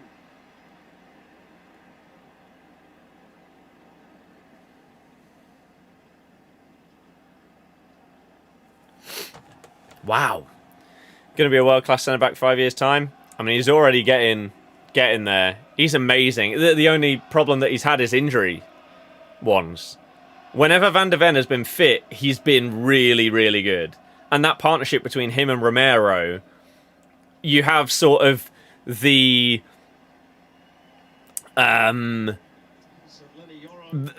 brute, aggressive one in Romero, and then the more technical but also just athletic machine in Van de Ven. And it's a really nice, like, complement to each other. Heung-min Son nicks it off of Ahmad, but he gets a foot in himself. Well done. Just think, can't see Man U in that last 5 minutes not having a chance. Yeah. Here we go then. Sub-time for Man United. This is your moment. Amad Diallo. Surely he's not going off. It's got to be Mount. Right, so Garnacho on for Mount. That's the sub that everybody said should have happened. Probably should have started that way. And Xerxes on for Haaland. That makes sense if you're going to, like, fizz it into Xerxes and then these wide players bomb on in front of him. Outside of that, I'm not sure what difference it's going to make. You really don't think having Bruno in the two-man central midfield suits him? He's too far back a lot of the time. And, oh, that's what I was going to say, actually, probably like 15 minutes ago. The one problem that I really see with Amorim is his system doesn't change. So with other managers, where maybe you start with a 4-2-3-1, if things aren't going that well, you'll see tactical changes in the formation shift. You don't really see that under Amorim, and so Bruno is still going to be sat in that position. See, Xerxes comes short there, lays it to Mazraoui, puts it into the box, and Bruno does find himself further forward and puts his header wide. Finally, you've seen Bruno in the box. So, unless you are letting one of those two centre mids just bomb forward, then they've got to stay there to keep the positional sense of the squad, or the team, sorry. Whereas, again, if you're not using this rigid 3-4-3 or 3-4-2-1 kind of system, then he can be in a different position and get further forward and turn into like an attacking mid rather than sort of like a deep holding playmaker is a lot of the time what these midfielders play as. A little bit box to box, but more deeper than attacking. Joshua's going to come down a little bit, let Bruno go up.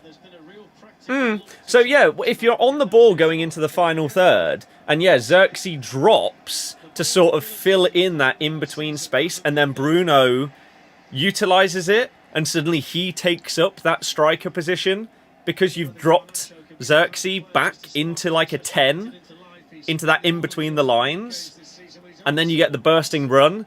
That could work. Garnacho up against Pedro Porro. First cross goes to the keeper, but You're already seeing the directness. This is what Garnacho brings you that Mason Mount doesn't. And I cannot believe that it's taken until like the 71st, 72nd minute for this change to be made. Mount was just doing nothing. Wasn't getting involved. And even when he did, he doesn't have the pace or the dribbling to really make a big impact. Bruno with a lovely ball out to Garnacho. Once again, driving at Porro. Cuts inside, has a shot. Big save from Vicario. He's done more in 2 minutes than Mount has done all game. Why on earth did you take... Like, even if you thought that Mount was the right choice to start, how did you not make this change at, like, half-time?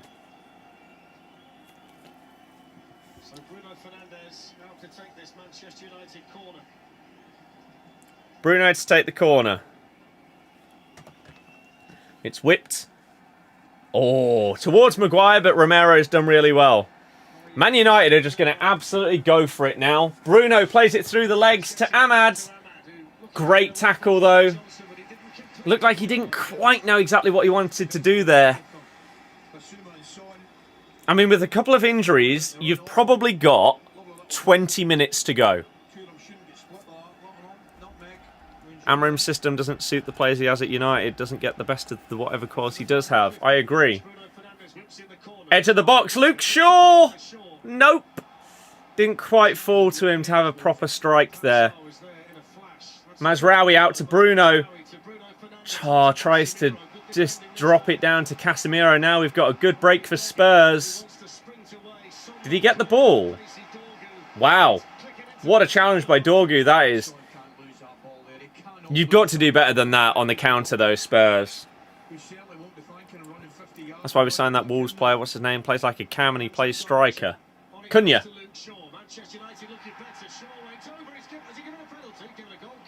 Oh. I thought he might have given a pen there. Luke Shaw driving at Porro. He slid in, and it didn't look like he got the ball. This is not the replay that we want. It was a great tackle by Dorgu on Son. I mean, I don't know if it is a foul. It's one of those where it looks like the player is potentially going down like before the contact's happening because they know they're going to get hit. It was outside the box anyway, so it doesn't matter. It would have been a free kick, not a penalty. Need to see another replay to see whether he went down. A bit like Bernardo against... Was it Mitchell in the cup final? Where he just like collapsed his legs and fell into him. It could have been one of those, or he could have actually been clipped before collapsing himself. Either way, Man United are going to be seeing the majority of the ball for the rest of this game. Because Spurs are sat in, and they are happy to do exactly that. Xerxes trying to drop in between the lines of Spurs midfield and defence in order to give himself an option so he's not man-marked. So if you can utilise that, get it into him, and then have runners off of him, that looks like how this is going to work. Or you get it to Garnacho, and you let him just run.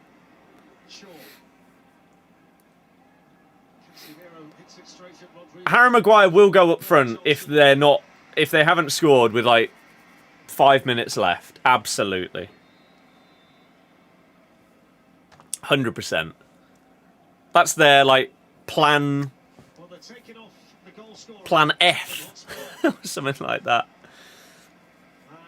Brennan Johnson on for Danzo. They are setting up shop. With the scoreline of 1-0, and he's the goal scorer. But he's going to write his very own chapter in this football club's history. Yeah. For sure. That's just a touch there. I want to give him it anyway. Well done. He earns it for attacking. Plan Z. But yeah, Amorim's system... The thing is, You've brought in a manager who plays one system, knowing that you don't have the squad for it, and yet you brought him in anyway, instead of bringing in like an interim manager until the end of the season, and then letting Amorim come in when he can rebuild the squad. It was a questionable decision. But Amorim was reportedly told it's now or never. So surely he would have said, well, yeah, okay, your players don't suit what I want to do, but I'll come anyway. And you've just got to know that it's going to be hard at first. Casemiro whips it to the back post. Nice little flick on by Sarr. Should have kept Rudy, who was getting results. Let's be realistic, though. 2 of those results were against us. So, doesn't really count for much. Lenny Yoro, 30 yards out. The Marmouche moment was on there. And since he's come to us, he hasn't shown any reason why he would be good enough to manage Man United.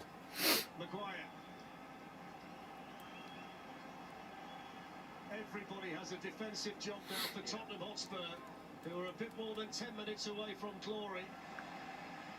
Good defensive work rate, got to keep it up. Ahmad with a cross in. Cleared Van de Ven. Flicked by Solanke. Every single Spurs player is within 30 yards of their goal. And there's still like 10-15 minutes left. 25-26 left to win the championship. I mean, probably not if we're going to get like a 12-point deduction, which is possible. Maybe a transfer ban. Right, out to Ahmad once again. Mazraoui. Cleared by a combination of Bentancur and Van de Ven again. Lenny Yoro. Cross to the back post. There's no one there. Garnacho up against Pedro Porro. This is why you've been brought on. Bruno, edge of the box. Wanted to have a go. Garnacho, whip it in. No. Oh my God, this is going to be a nervy last 10 or whatever for any Spurs fans. Whether they're there or watching at home.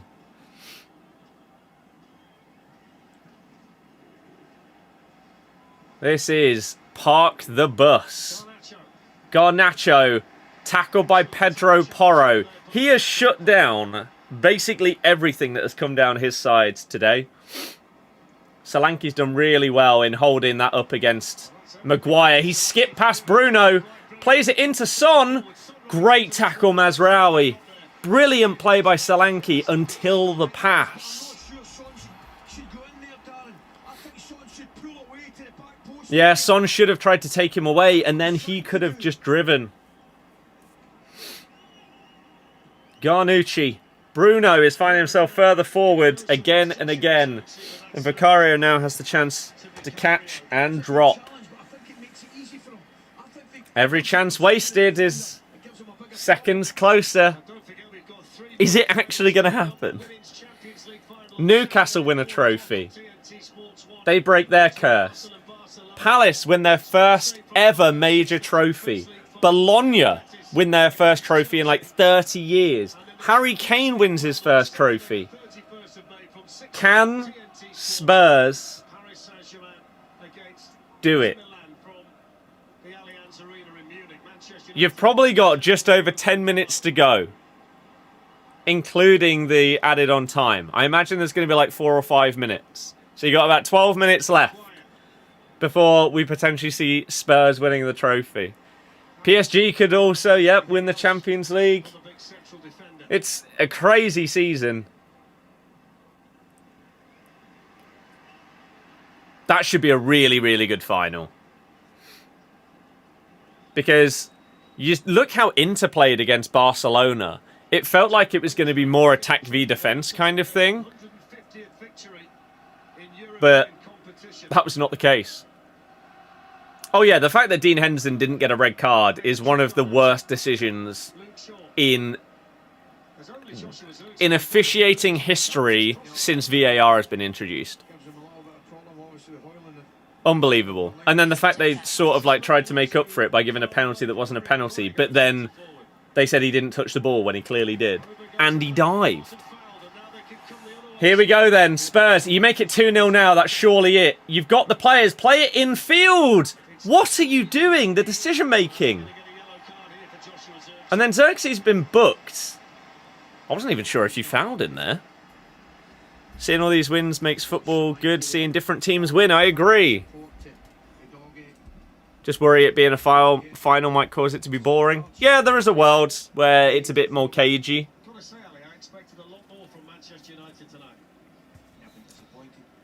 Did he foul him here? He gets the ball. It's a great tackle. I thought that. It's a fantastic tackle by Xerxes. Because who was it that was breaking away there? Basuma and Udogie basically have the same hair. One's just slightly longer than the other. So if you're not paying attention... I'm not sure who it was that broke away. Dallo has come on for Mazraoui. He looks absolutely shattered. Bruno looking angry. Bruno looks angry 24/7. Spurs v PSG could be the Super Cup. Yeah, that's insane. But yeah, a really, really good breakaway. But you had the numbers getting forward. All you needed to do was pass it into the middle. But instead you continued the dribble. You've got a free kick even though you weren't fouled. Very fortunate to get away with it. Heung-min Son clips it to the back post. Oh, so close for Papissar. Oh no, it was Danzo. Oh, I forgot Danzo came on.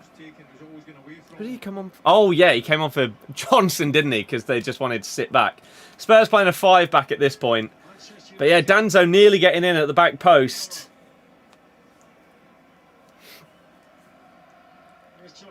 Xerxes, nice. Xerxes gets fouled. He must have pulled him from behind or something. Pep is a sore loser. He's the definition of a rich boy. Can't live without everything given to him. I mean, that is so completely incorrect. I don't even know where to begin.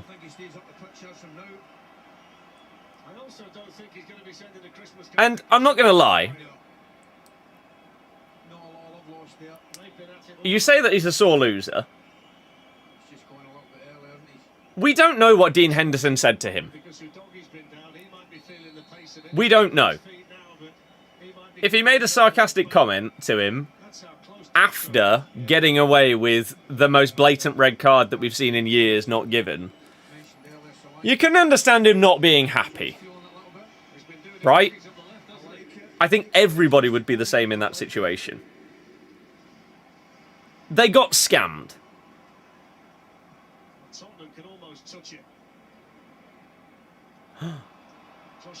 Xerxes driving into the box and the lovely dribble has a shot. It's blocked by 3 Spurs players at the same time.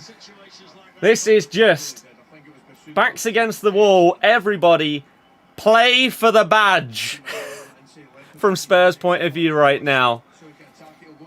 If you are enjoying the stream, by the way, and you're new, hi, my name is Scott. We normally stream FIFA and stuff like that, but we do a load of football stuff. I actually have a dedicated football TikTok and YouTube channel, but I thought I'd just stream today on my normal one so that I can stream on all the platforms at once. Because normally, if I'm trying to stream on the football YouTube channel, it doesn't let me link to my TikTok as well, so... Normally, this is all gaming stuff, and if you want to see the football stuff, you can click the link in the bio or description and go to that account. But my name is Scott. We stream and upload basically every day, whether it is gaming stuff or whether it's football stuff on the other accounts. Hopefully you enjoy the stream. And now Harry Maguire is kicking off as he is now playing up front. He gets booked. And Romero is on the floor, crying. So yeah, especially if you're on TikTok, as I say, the link in the bio, if you do want to follow me for my football content, whether that is doing more watch-alongs in the future, whether it is discussions, predictions, reactions, conversations. It's called Birdie94. You should be able to find it pretty easily. Thank you very much, anyone that does potentially go over there. I really appreciate it. And if you enjoy FIFA stuff, you can follow here as well. Win-win. Ready for Tottenham. Maguire strike it, yeah. If Henderson got sent off, City would have won. You don't think they would? Palace defensively has been solid. Yeah, but I mean, 10 men. Very interesting based on Who knows? Here we go. Spurs with a couple more changes. Looks like Jed Spence and Archie Gray. For who, though? The forwards? Is Solanke coming off here? Wouldn't surprise me. But then if United score, you've got such a dodgy setup going into extra time. You can't take every forward player off here. Archie Gray for Pap Sarr. That one's fine. That one makes sense. Sarr has been running so hard today. He's probably shattered. And then who's the other one? If it's for Solanke, it's a Dogie for Jed Spence. Okay, fair enough. Fair enough.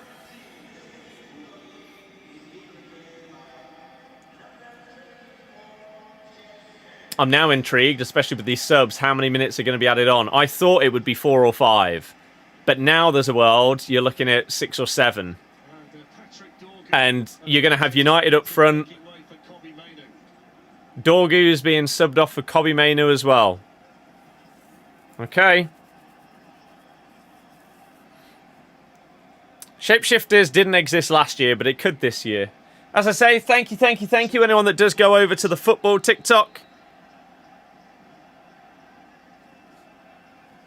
I very much appreciate it.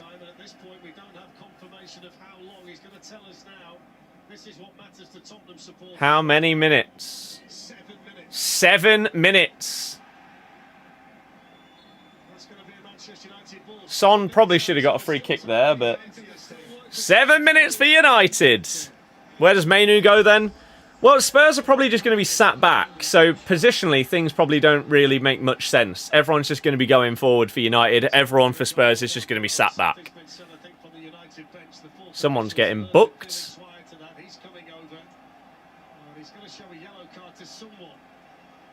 Maybe Lindelof getting booked. Or one of the coaches. Lindelof's furious.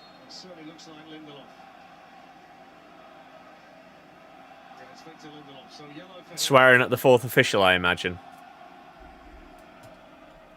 Alex, there's literally zero confirmation of that. But yeah, there seems to be loads of people on TikTok. So hey, as I say, my name's Scott. We're streaming FIFA normally, or FC25, whatever you want to call it.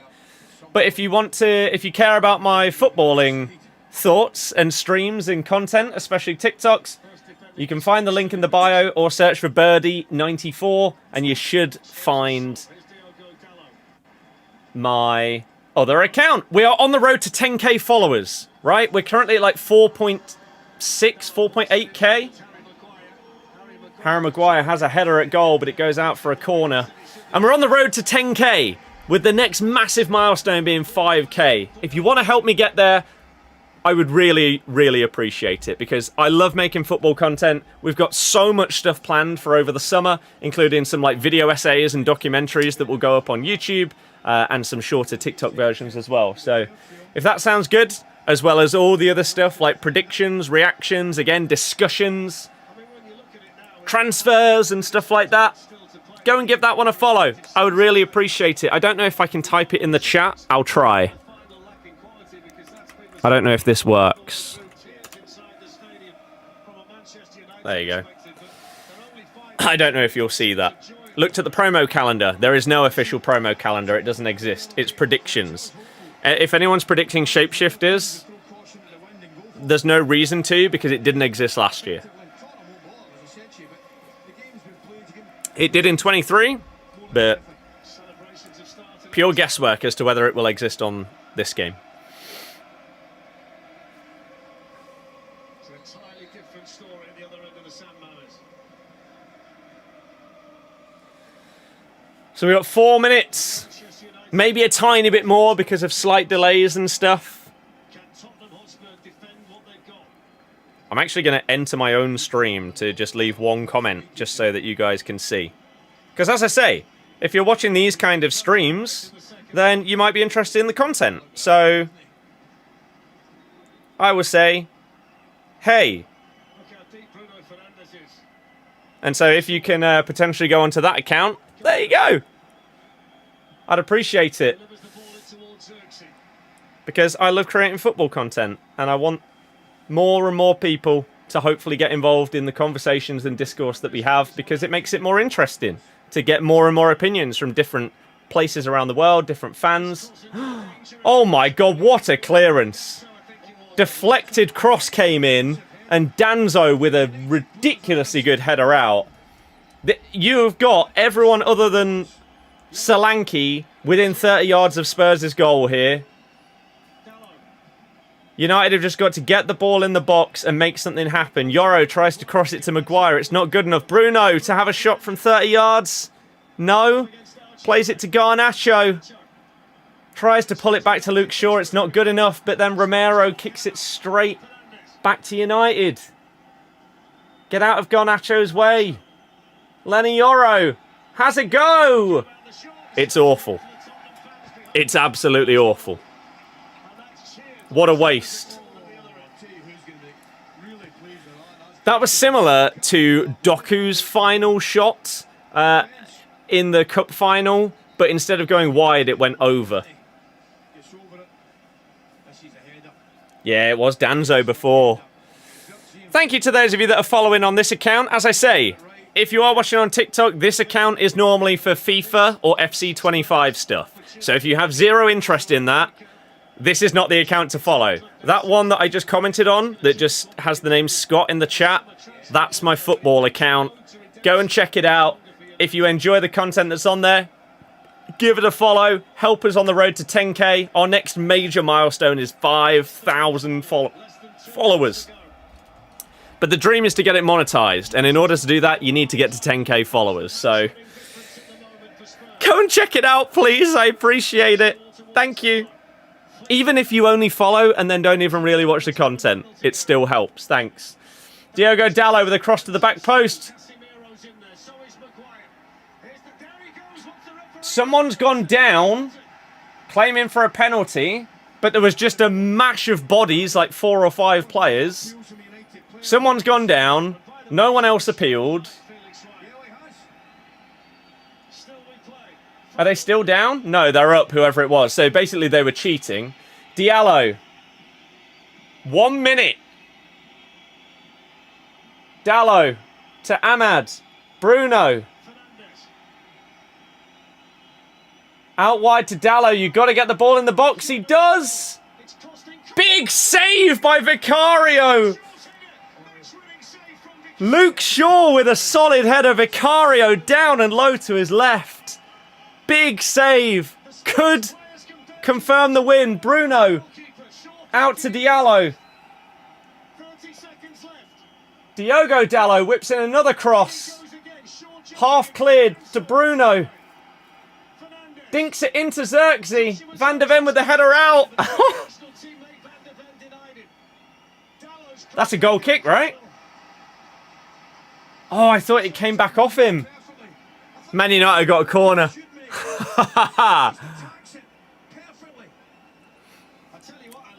Astro, yeah. Oh my goodness. Now or never, indeed. This is it.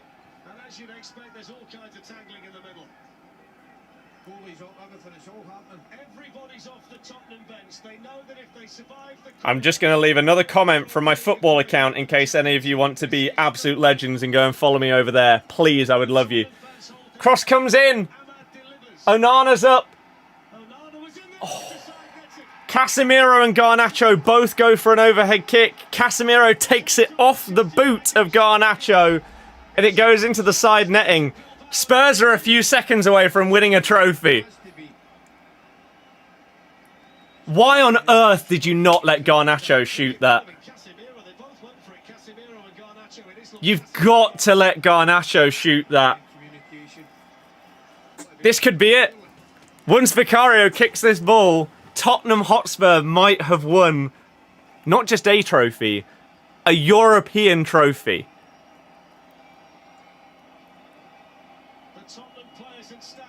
This guy's crying with happiness. It's done! Spurs have won a trophy! Oh my god.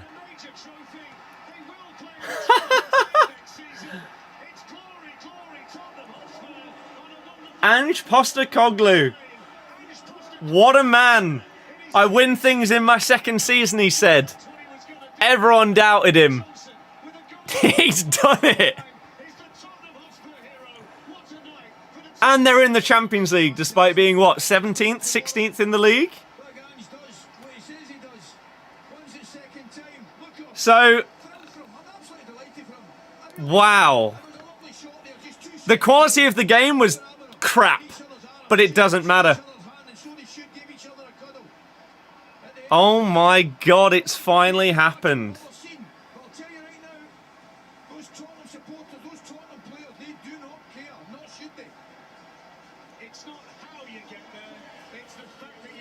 Wow.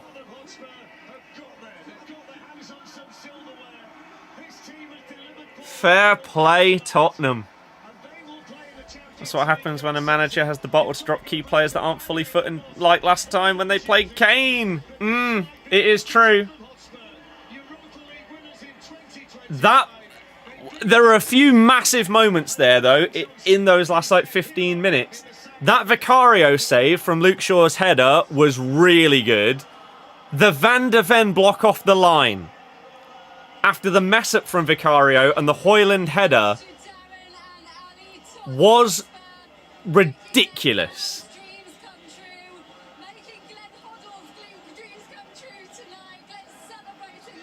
I'm intrigued who they're going to give man of the match to, you know. Because Pedro Porro had a great game today. Richarlison put in such a shift defensively. He was really, really good defensively. Not necessarily as much going forward. Look at that. Tottenham Hotspur being engraved on a trophy. What on earth is this season? Spurs, Palace, Newcastle, Harry Kane, Bologna. Without Kane, without Bale. Probably goes to Vicario for keeping a clean sheet. I mean, Vicario, as you say, Vicario, Van de Ven, Porro, all really, really good today. You could give it to any of them. You could also give it to Richarlison because of the hard work that he put in. Go ahead, Eagles, yep. I knew there was another name, but I couldn't remember who it was from one of those leagues. Yeah. Crazy.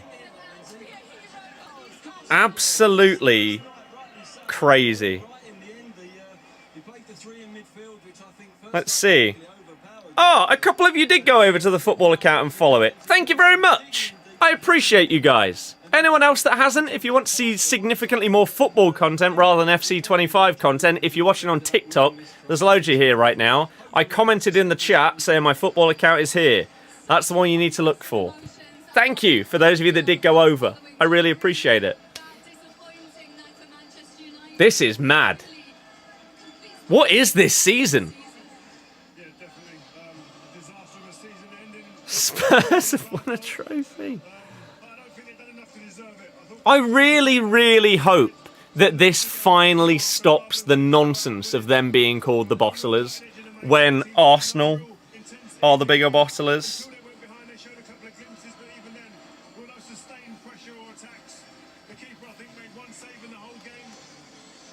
Wow.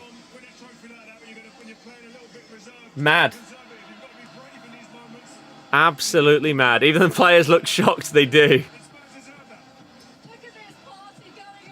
I mean, in terms of a defensive work rate, in that second half especially, crazy.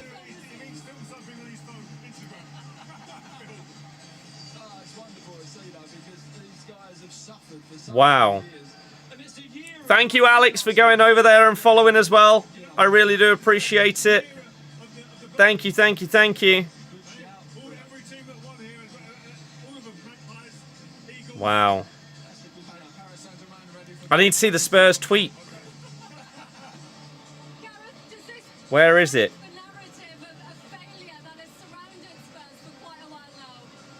Where is it?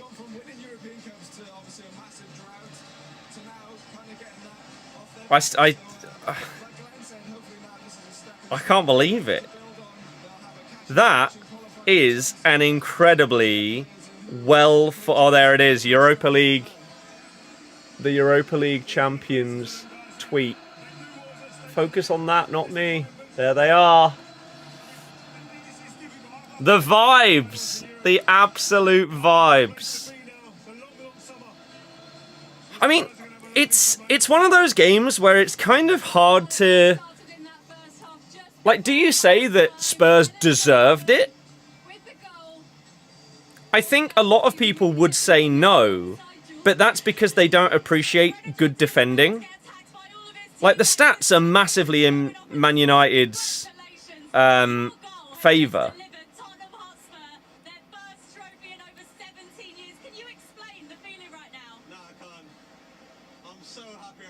But not the XG. Which shows that, like, you blocked a load of their chances and stopped the crosses and stuff like that in the points where you needed to. Like, the possession, the shots on target, chances, corners, passes, all of those, Man United have more.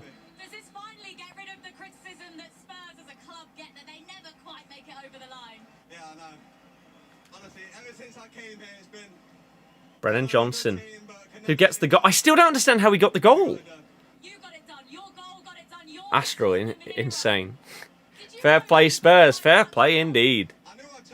One more Rivals win, can't be bothered.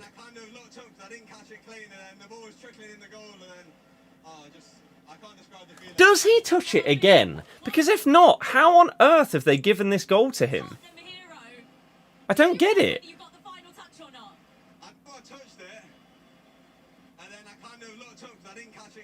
The spin of the ball doesn't... He doesn't touch it again. How have they given him the goal? I don't get it. How bizarre. We need to see Spurs lift the trophy now. Wow.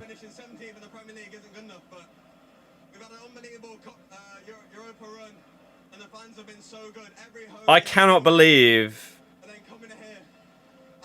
Oh, wow. Even Salah.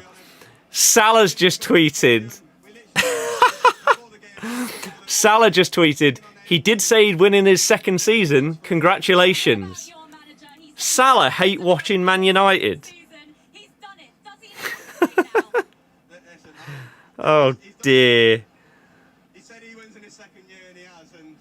I can't believe he's actually, like, said that quote and it's happened. I can't thank the manager enough for how much trust he's had in us, because some of the performances this season, as I said, haven't been good enough, but especially in the Europa, wow. it's a really good way of getting everyone up for it, and today it shows. Go and enjoy these celebrations. Lift that trophy. Go and lift that trophy. Thank you very much to Jules.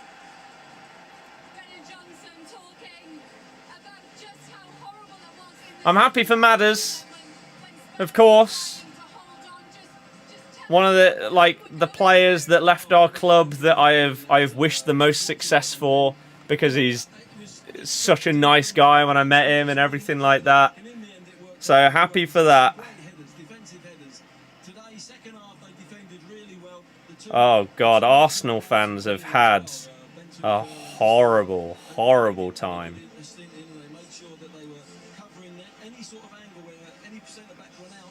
I need like a picture of the quote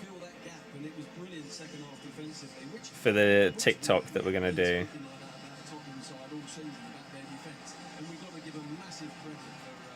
Here it is. I don't usually win things. I always win things in my second year.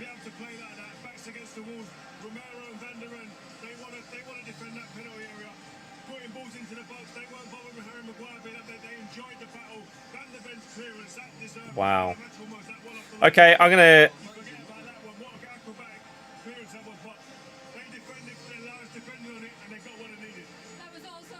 I'm gonna quickly do a TikTok.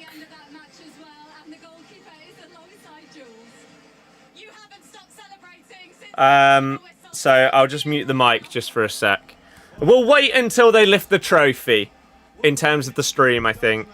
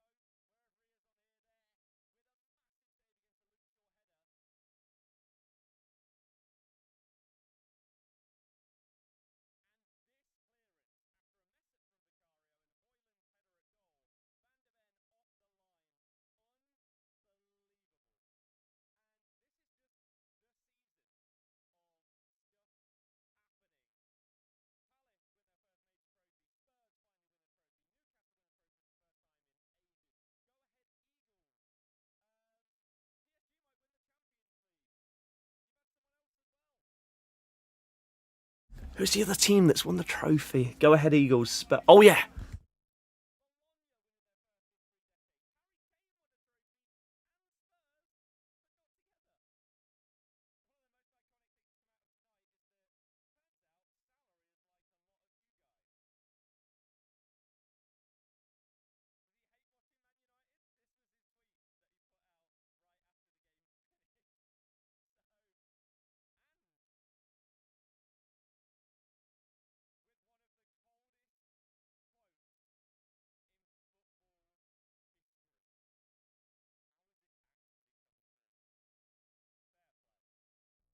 Right, that'll do. Super Richarlison. Richarlison was amazing tonight. I really hope that he gets a lot of credit because his defensive work rate was so good. I'm going to quickly try and open FOotMob and see the player ratings and see what he got. So Tottenham, Man United lineup. Richarlison got a 6.2. He did get a yellow, which I guess would have brought it down. Oh, but his defensive work rate today. It says that he won 0 out of 1 tackles. Yet he made 5 recoveries, made an interception, made a clearance. Okay, I mean, these kind of stats always confuse me. Richarlison definitely won a tackle in this game today. And as I say, he works really, really hard. But, wow. What a night. And now we wait. There's Seferin coming onto the pitch.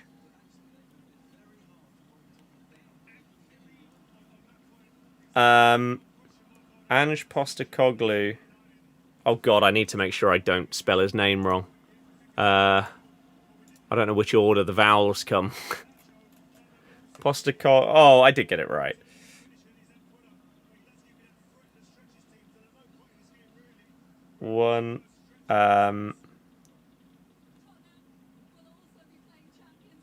Spurs have finally won a trophy as they beat Manchester United in the Europa League final.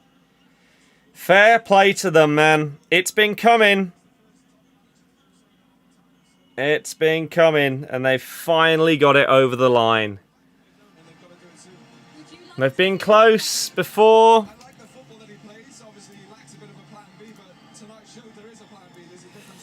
And Ange, it's deserved. I mean, what, in terms of the performance in the final? great success here. Lindsay, I think if he gets the balance, whenever he's got the balance right between defending and attacking, Man City away. Tonight, we're a good side, and we can beat anyone. Is that down to having those players fit though, which he hasn't had all season? Yeah, and then when he didn't have them fit, that's where Tottenham deserve it. I don't really know how that kind of thing can be said. I don't know what would determine a team deserving to win a trophy. So we will score goals ourselves, but you know, all in all, this final was just about. It wasn't a classic. It wasn't a game, but it's about winning, of course. Ange Postecoglou did not lie. There it is. After coming close in 2019, I don't think that means that you deserve a trophy, though. Otherwise, every team that's ever come close to a trophy therefore deserves another one. I'm not sure about that.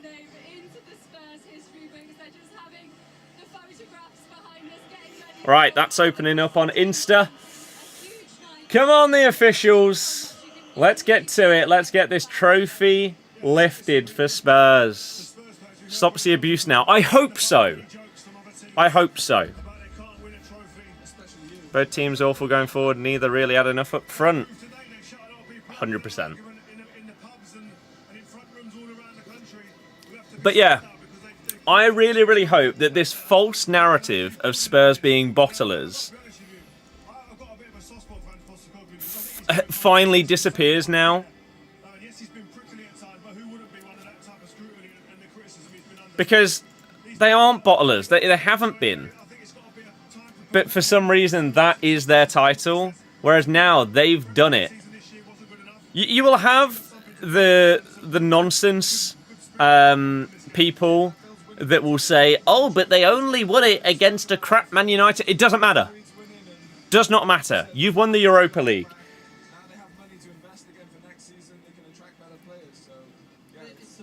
It's not easy.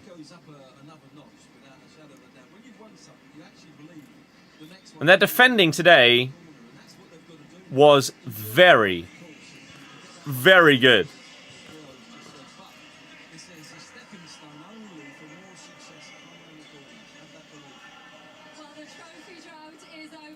But you just got to give it to Ange.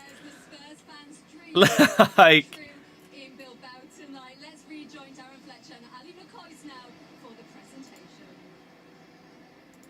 he I can't. It's mostly from Arsenal fans, you think? Other people parrot them. Yeah. Have Spurs had a better season than Arsenal? They've had a more successful season because they've won a European trophy. There hasn't been an Ange interview yet. They did one with Brennan Johnson. They did Vicario. I'm not sure if they did anyone else. But yeah, they've had a more successful season. Overall, is it better because you won a trophy? Not necessarily. Because you have been so bad in the other competitions. Whereas Arsenal have come second. They've done well in the Champions League. I think they're very, very different seasons.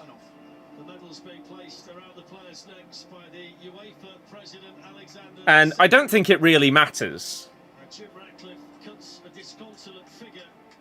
Because Spurs fans will be happier with their season than Arsenal fans will be happy with theirs.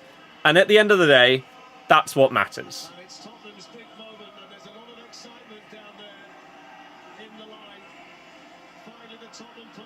There's Big Ange getting his medal.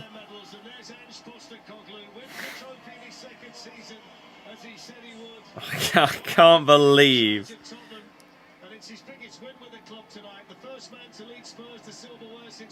Ange Postecoglou has one of the coldest quotes in football history. With Spurs.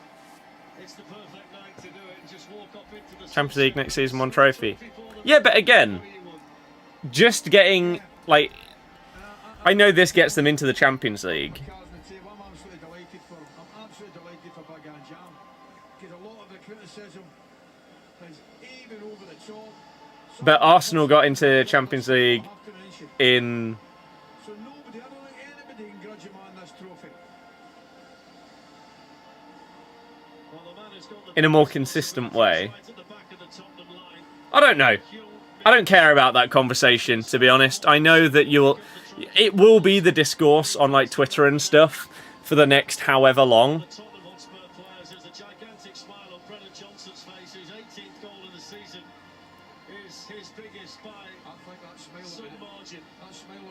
I still cannot understand how they've given the goal to Brennan Johnson, though. They've shown the replay so many times. I don't understand where he gets this ghost touch that has given him the goal. That's the most baffling part about all of this for me.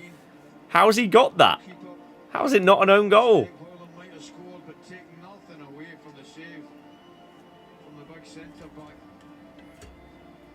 Romero got man of the match.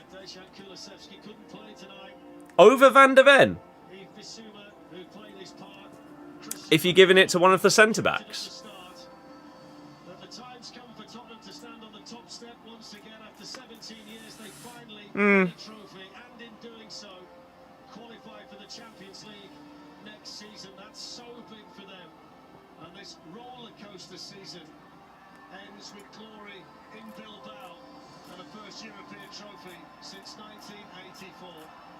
Oh, and I didn't even know that there was a was it Oderbert objective? Here it is, the trophy lift. Spurs and Heung-min Son, after being there for what, like a decade, have lifted a trophy.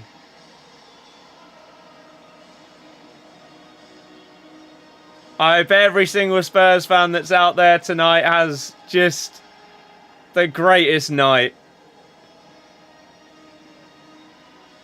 Go and celebrate. I mean, it's what? 11:30 their time, I imagine? What clubs are open? Go and find out.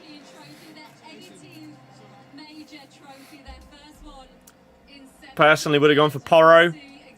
Yeah, I think Porro was really, really good today. He actually handled Garnacho alongside Danzo relatively well. He shut down Mason Mount, and he put in some really dangerous crosses as well. He was great. Do I agree that Europa League winners should only enter Europa League? No, I think that's absolute nonsense.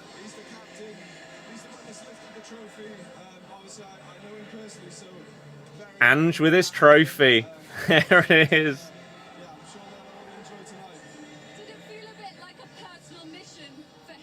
Wow. Unreal. And I think that conversation is only happening because of how bad both of their league seasons have been. If Spurs and Man United were currently 7th and 8th in the Prem, nobody would care that they get into the Champions League by winning the Europa League. No one has ever had a problem with it previously, but now because they've had a poor league season, apparently it's a problem. You think a 17th place Prem team deserves to play against the elite in Europe next season? Yes, because they have earned their place in that competition via the legitimate methods. Yes. You are literally proving our point. I don't know what the point is.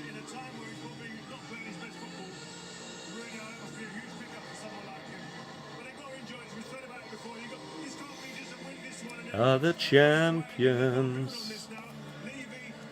Bow, bow. The mighty Bodo Glimt. Yeah. Exactly. As I say, no one had a problem with it before. beating United 3 times to do it 4 times in one season is quite incredible. It's not easy. People out there, They've beaten 4 times this season. That's outrageous. it's unique. And at the moment, whereas, like we said, Yeah, get an Ange interview on. Come on. it's now been reversed a little bit with the results that Spurs have got against United. In Keep on fighting till the end. Helps boost the European qualifying algorithm for the Prem, which is good for English football. As I say, there is always a negative that people can find. And of course people are going to find a negative for Spurs now being in the Champions League, despite this always being the route and no one ever having a problem with it before. wake up every morning, it's why you sacrifice everything for your family, your kids. And Madders lifting a trophy. Do you think FA Cup winners should qualify for Europe? Yeah, why not? You've won a competition that gains you entry to another competition. Why wouldn't you? That's one of the extra rewards for winning it.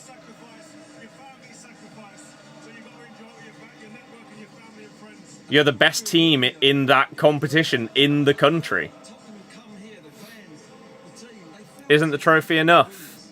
where I think in the Champions League against Liverpool, It could be, but why not give them a place as well? part of the party, but we're not the main part of the party. Whereas I felt the fans, everyone had them as real Give them a chance to build on that trophy. 3 times.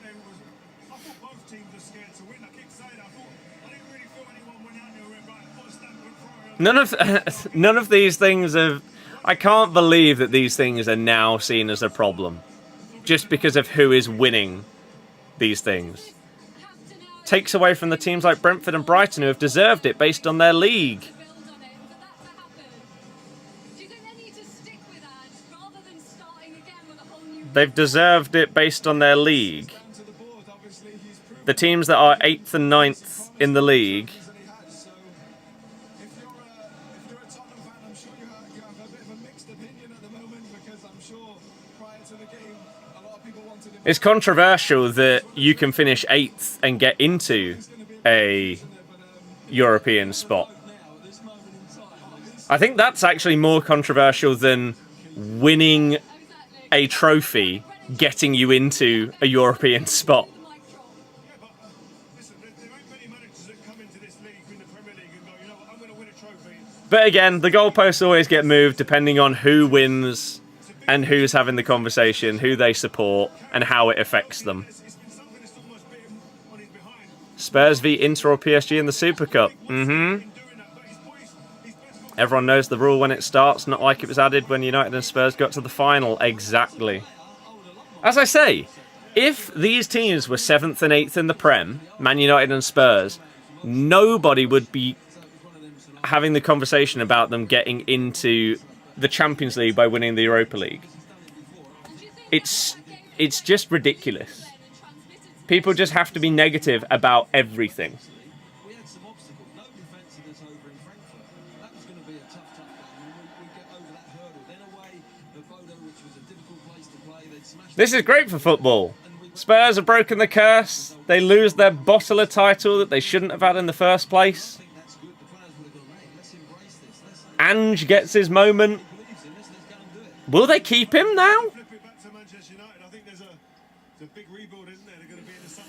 And I think that You just think winning the Europa League should give you the chance to retain the trophy you have just won as you're on that level. because they're not going to Champions League football is a completely different. But that doesn't make sense. Because if you are on the level of the Europa League, then surely you wouldn't win it. Whereas if you have won that trophy, then you are good enough to go up to the next one. That's the logic, which makes sense. It's like being promoted. If you finish top of the championship, that's not proving that you are good enough to retain the championship title. You're good enough to have a go in the Prem. That's how all of these things worked.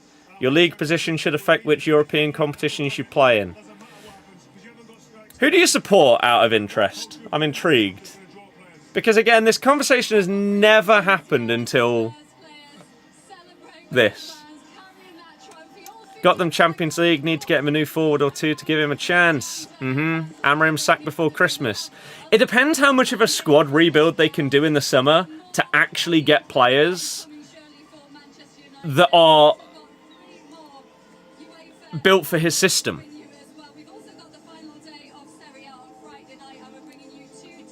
Hoping Ange goes rogue in his interview. Hell yeah. Hell yeah. After he's been clowned. You support Tottenham. I just...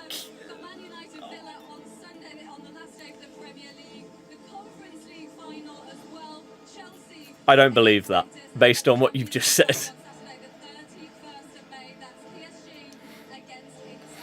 Don't think the convo has happened before because the teams in the final haven't been as poor in the league as these have been. Yeah, which is fine.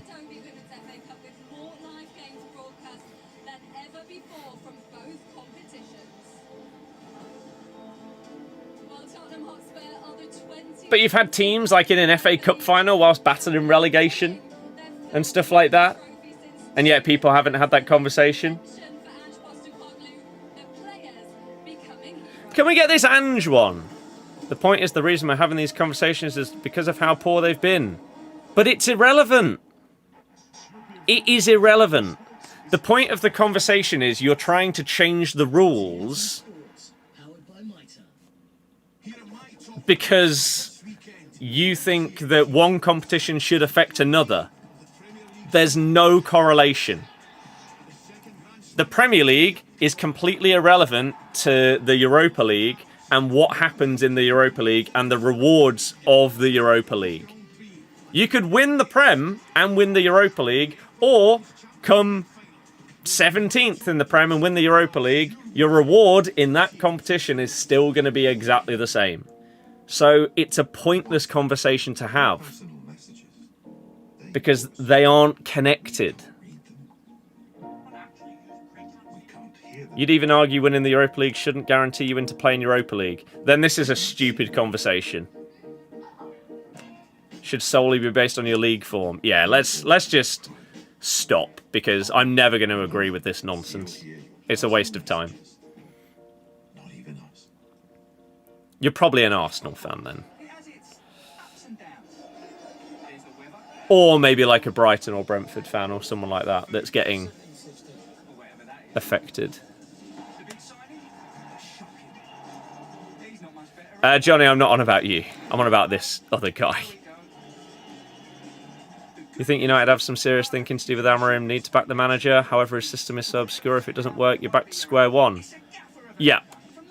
So the league basically means nothing. No. The league is a secondary way that you can qualify for a competition.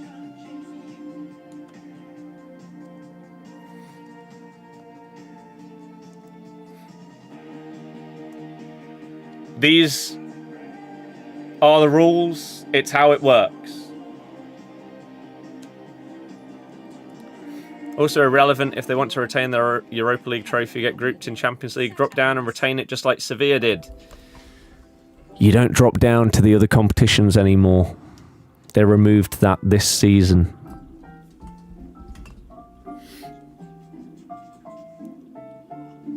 He's been horrendous. Don't know if they're better off getting rid of him. I mean,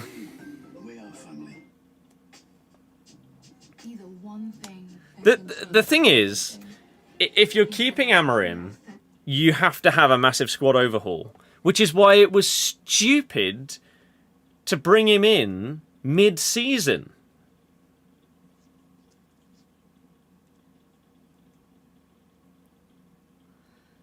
See, you must find the fact that you don't drop down into lower comp stupid as well, based on your opinion. No. I like the fact that you don't drop down into a lower competition. Because the Champions League shouldn't be connected to the Europa League in terms of getting a second chance. If you're crap in a competition, then I don't understand why previously you still then got the chance To win the other trophy? It's the same thing, but the other way round. No, it's not. No, it's not.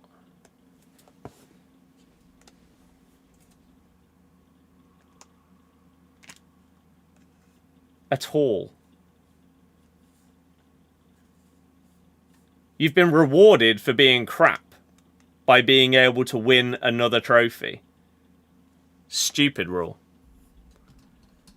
Drops enabled. Yeah, I don't know what it is. Apparently it's like a site-wide thing. So I'm glad they got rid of the drop-down rule. Because if you qualified for the Europa League and you end up losing to a Champions League team in the Europa League, I think that's just a bit dumb. So you think a team could play Champions League and Conference League? What? I've no idea what you're on about. One Englishman in the Spurs team. In terms of their starting 11. And Solanke. Yeah.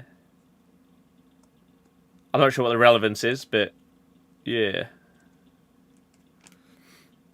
You meant Europa League and Conference League. Yeah, I don't know what you're on about.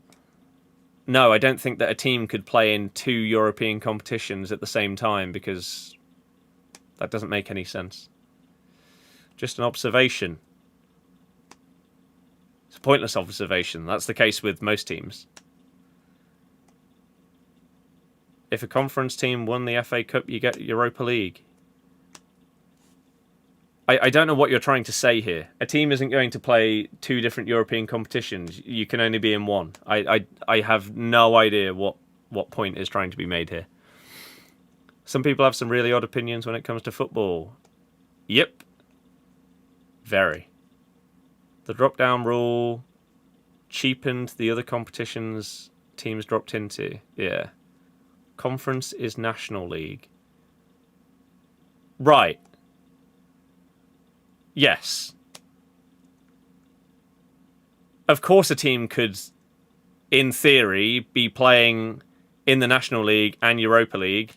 Yes, if they win the FA Cup. That's how it works. Yes.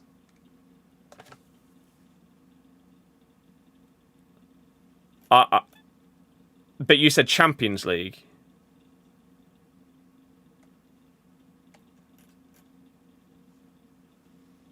So I really don't know what these bizarre points are that you're on about.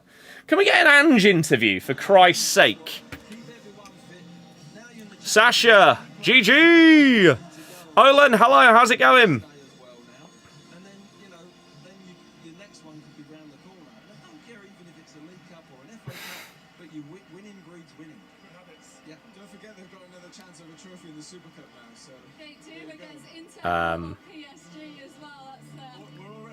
Forward. That's one to look forward to as well. How do you think, Gareth, that they've actually managed to not let that league form Digga-ding. How long is this going to take? So the Conference League winners play Europa next year. The UEFA Conference League winners.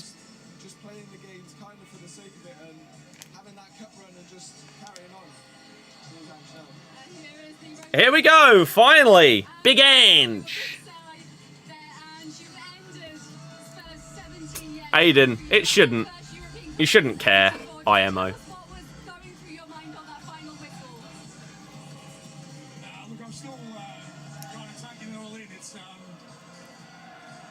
I know what it means for this football club, you know, and unfortunately the longer it goes on, it's harder to break that cycle sometimes. And, you know, even I can sense some nervousness in everybody at the club because they've been in a situation before, and until you get that, until you break that sort of, take that monkey off your back, you never understand what it feels like. And we've got a really young group, but they've got to ask him about his quote. Ola, nice. Sasha, nice. They feel differently about themselves, and mainly for the supporters, because Heady, that's a stupid thing to say. In Europe and 17, you know, and just what it means to them, it's incredible. And I think he was criticised quite a lot during the season from people saying, "Oh, where's the plan B, etc." I think at times That's because they finished 17th, still won a trophy. Yeah, that's fair. different way that you could set a team up to play. What was the reasons for? Yet you just can't get one over the line. I've always felt that kind of knockout football is different from your league football. Fair. When you're in that situation, it comes down to really good organisation, you know, really having a real clear game plan, and then moments. And if you can minimise your moments the opposition have by having a really strong foundation. And to be honest, I felt They did, to be fair. Man United had, what, 2 moments? To quote him, really? You had the Vicario save and the Van de Ven clearance. I always felt comfortable that if we got ahead, that we could sort of negate, you know, most of... Whereas Spurs only had really their 1 moment and took it. And you said you were going to win something in that second year, and you bloody well went and done it. Good man. So pleased for you. Thank you. Really pleased for you. Thank you. And do you think that helped the players? When you said that, come out and said that, the pressure was on you, but did it help them? Did they believe a bit more? Yeah, I think people misinterpreted. It wasn't me boasting. It was me just making a declaration. And I believed it. You know, at the time I said it, you know, I was still in the Carabao Cup. I just had this thing inside me that more than anything else, and I know our league form's been terrible, nowhere near good enough and unacceptable, but us finishing third wasn't going to change this football club. The only thing that was going to change this football club is us winning something. And when I said that, It's true. I'm not afraid to declare it. If I fell short, I was happy to cop it, but I believed it inside me that was my ambition. I wanted it stated. I couldn't expect anyone from the club to say that because the club's been so close, but I could say that, and I was prepared to wear it if it didn't happen. The beauty of it is people kept reminding me of it, but the reason they kept reminding me of it was that there was still a chance to do it, so I was comfortable with it. I bet you feel like getting it printed on a t-shirt now, and walking around in it. So how You gotta rate it. change the Aiden, yeah. the club and also the way that the club perceives itself? I think that's the more important thing. It's how the club perceives itself, you know. I felt it's just, you know, being at the club for the last couple of years, it seems, you know, and because of what's happened in kind of its history, that people are quick to take shots at the club, and I felt at times the club hasn't defended itself as strongly as it should. And I understand that because people have been here a long time and they haven't got anything to sort of lean onto, but I'm hoping this does, you know. There's no reason now why they can't go into next year believing they can win again and another trophy and building a team that consistently strives to win things. And I think if you see yourself in that way, irrespective of what the noise is from the outside, I mean, that's what the great clubs do. Did he say they, meaning the players or the club? Hopefully this taste of it takes the club forward. And I think you've unfairly at times been criticised. You've taken quite a lot of Wait, is that wording as if he's leaving? shots in the media. And I think there's been a lot of people saying, listen, Oh, he said the fans. Okay. after 2 years I said I'd do it, I could walk away. Where's your mind Fair. now after a game like this and winning? Again, you know, I've had such a laser focus on winning this. Change of mentality to winners. Whatever Yes, happens, I exactly. We're still building this team. It's I agree with him. we need to have Like you said, some that experience to it. finishing third or whatever, yes, it gets you into the Champions League, Been doing this year is trying to build a but team football at the end of the day is about winning stuff. 6 years now. But I'm the manager of the football club. That decision is not in my hands. It doesn't affect me though. Like, if it was going to affect me, you would have seen it in the build up to here. All I cared about is this thing. You know? Having this thing around my neck. If I did, that meant that this football club has won a trophy. But now you've got that thing. Do you feel like just doing the mic drop, or do you want to stay and build something with this Yeah, club? no, Do you I want do. it to be you? I said that, you know. I said I don't feel like I've completed the job yet. We're still building. But the moment I accepted the role, I had one thing in my head, and that is to win something. More than He's anything done it. else. And we've done that now, so I want to build on that. Can I ask you as well about Sonny? Yeah. You made him captain. How much did you want that for him tonight after 10 years loyal service to Yeah, the club? massive. And these two guys will tell you that we've had some unbelievable champion footballers come to this football club. Harry's a prime example, but there's so many I could go through that haven't had a day like this. And I wanted a day like this for Sonny, you know, because, you know, he's he's done everything he can in the last 10 years to try and get this feeling, and for one reason or another, it hasn't worked. So, you know, it was kind of... He does come across well, doesn't he? Aiden, he should have left it for Garnacho. In the hallway, there's photos of the winning teams, you know, and I said to Sonny, we've got to get you up there, you know, He's a before you legend finish. now. And he's there now, so he deserves it. Do you think Son leaves now? They're going to be written in the folklore of this football club forever. Looking forward past that recruitment. Whilst they could still get some money for him, and now he's won something. He's not got that like monkey on his back or whatever. That's the send-off.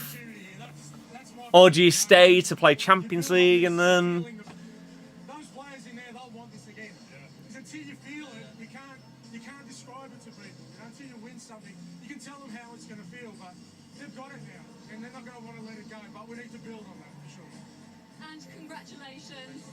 Well done. Thank you. Well done, mate. Enjoy the celebrations. Thank you.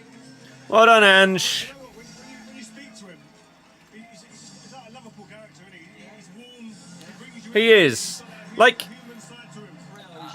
I think Ange at times, when he does his interviews where he's just looking at the floor the entire time, never looking at the interviewer, he's just sort of like, oh, yeah, blah.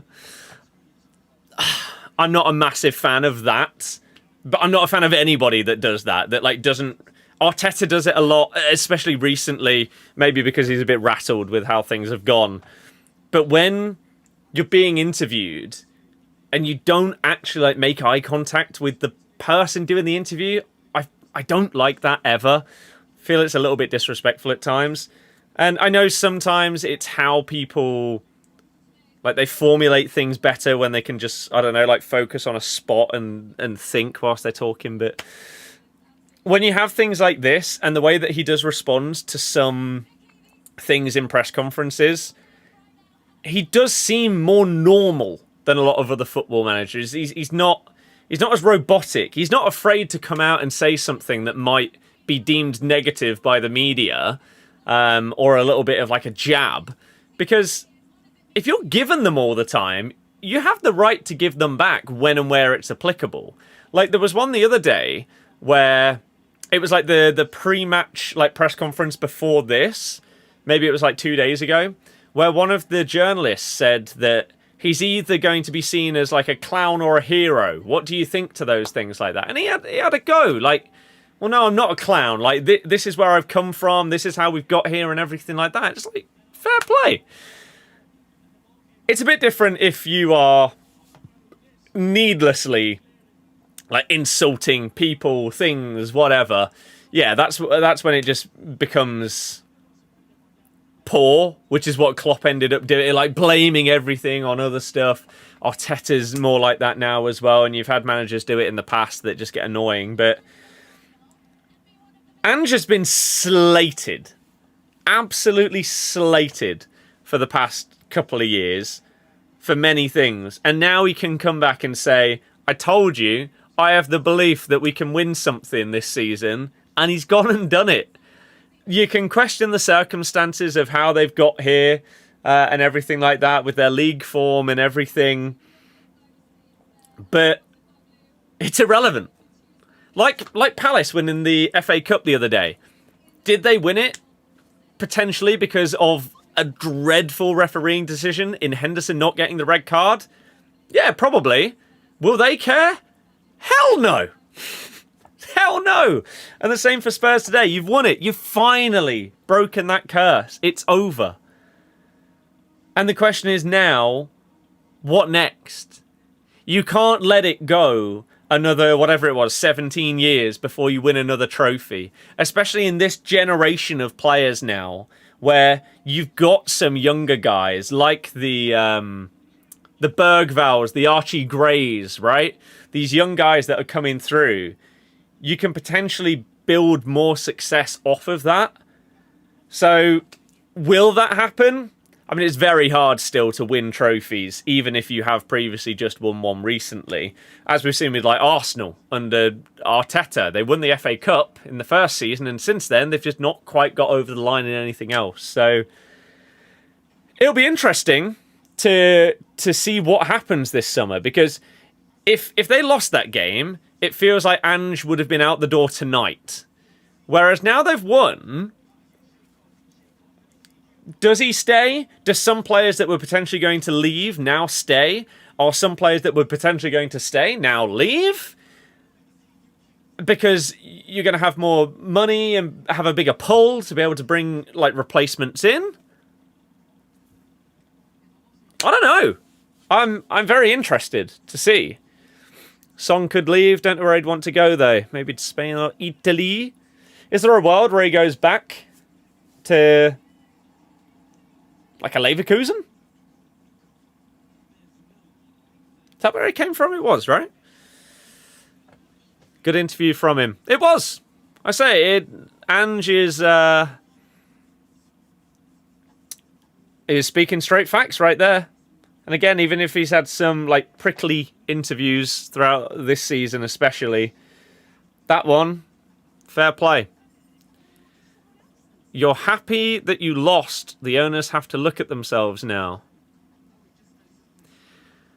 I can understand your logic of seeing a...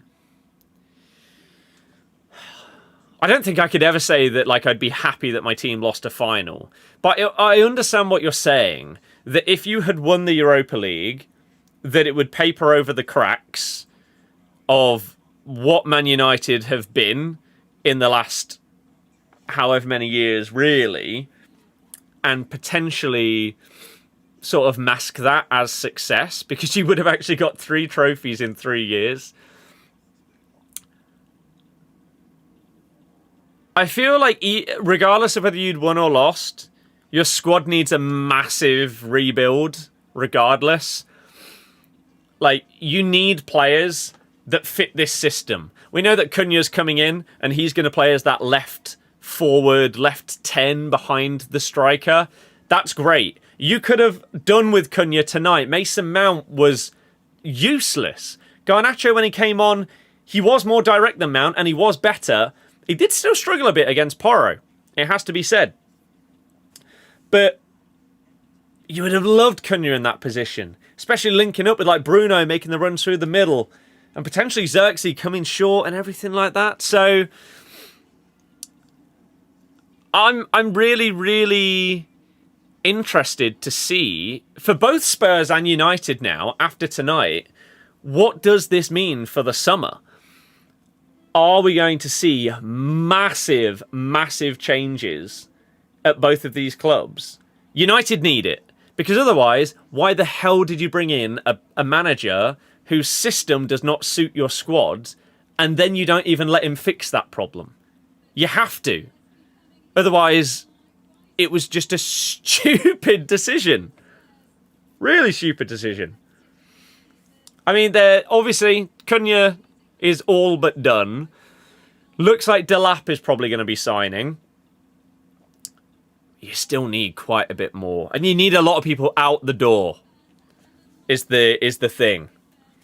You're sat here crying as a Spurs fan that's happy, or a United fan that's depressed. It could be either. Sorry, did we even turn up to Bilbao?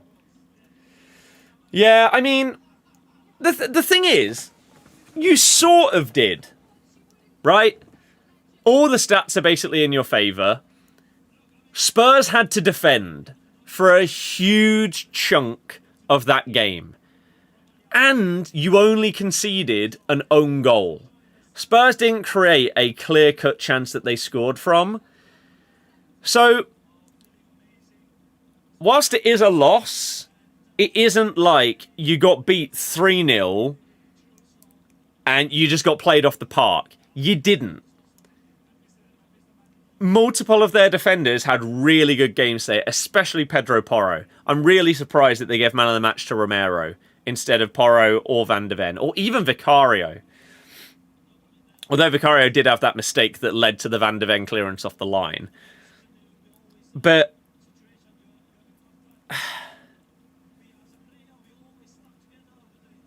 it's one of those games that a lot of A lot of people will look at this and think that Spurs didn't deserve to win it because they did defend for so long.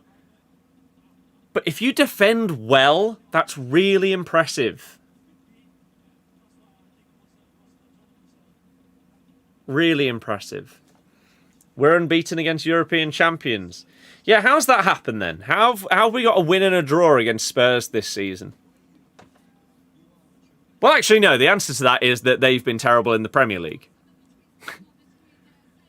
If we signed Delap, who goes? Josh or Hoyland? I feel like Xerxes off... Delap feels like a better version of Hoyland. Whereas...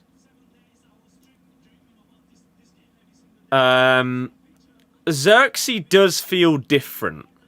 Xerxes, like you saw when he came on, Xerxes is the guy that can drop a bit deeper, and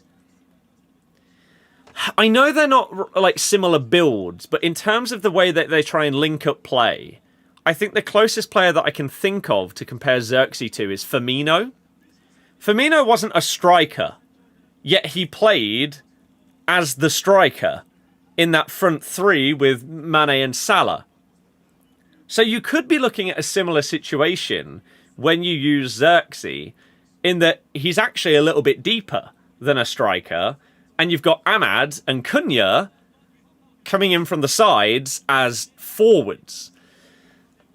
Whereas if you've got Delap, then you've got more of that like physicality, the brute nature that he's got, and the legs to get in behind, and just the natural instinct to have a shot at goal.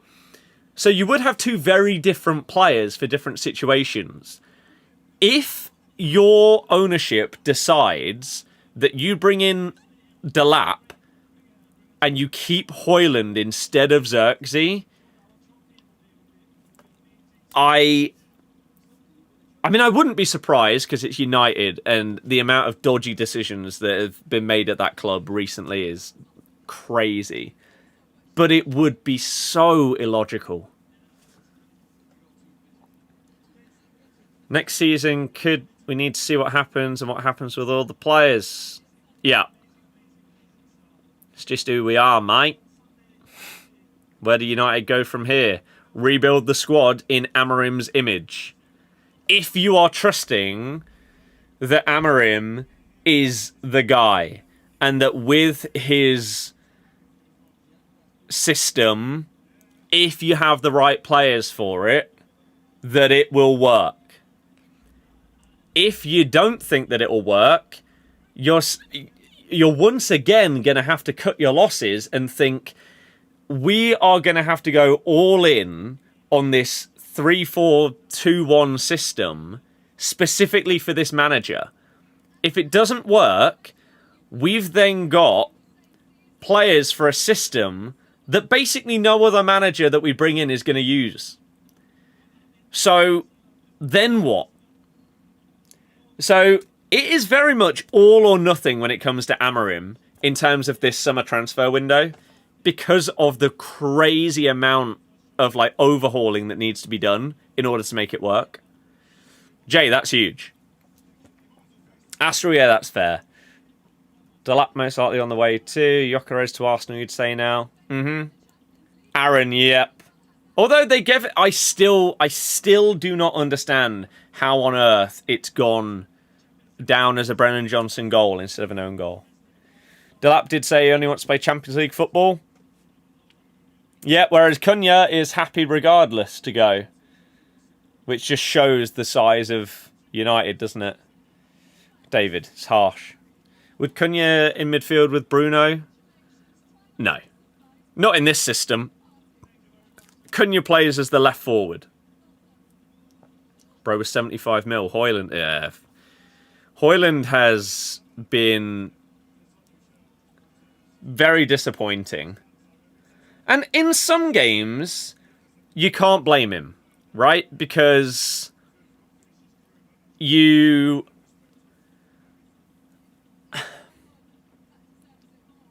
doesn't get the service. And sometimes he's making really good runs, and he's simply not getting the ball.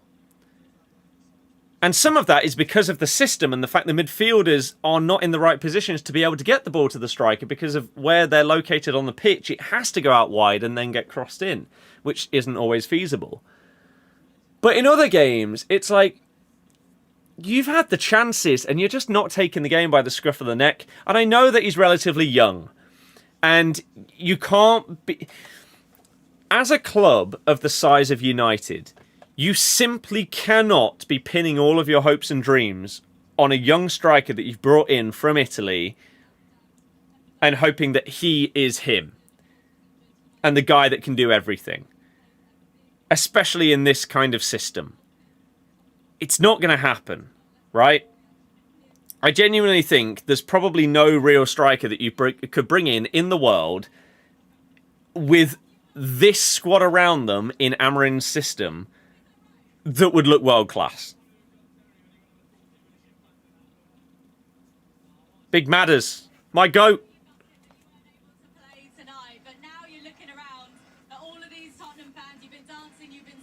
John, yeah. Do I think Spurs will do anything in Champions League? Depends on their group. Not their group. Well, yeah, sort of their group. The teams they get in like the league phase and stuff like that. Who knows? I think we get Delap, Cunha and a keeper. Onana needs to go.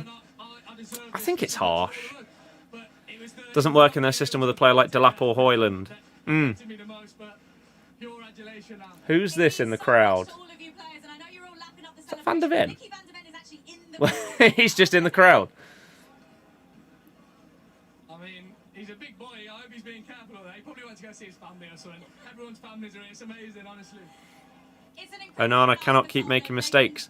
I agree, but Onana is a scapegoat. Onana will get blamed for things that are not his fault because it's Onana. If any other keeper in the league conceded some of the goals that Onana has conceded, you wouldn't hear anything about the goalkeeper. Like tonight, some people were blaming Onana for this goal. Utter nonsense. It's not close to his fault. He's literally zero fault. But because it's him, I don't know. Could go for Southgate, loves the three at the back. Oof. Mbappe or Haaland couldn't save the United team. Yeah. One of the worst goalies you've seen in the Prem. I don't... The first, like, half of this season, Onana was one of their better players. Last season, he wasn't that bad. He was bad in the Champions League. But in the Prem, he wasn't that bad.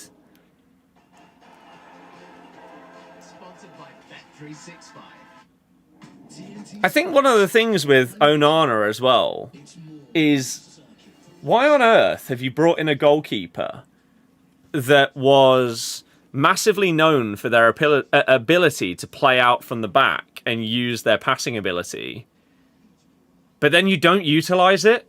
Like, ever? It's bizarre. Absolutely bizarre. Starting Mason Mount was a mistake. He was awful.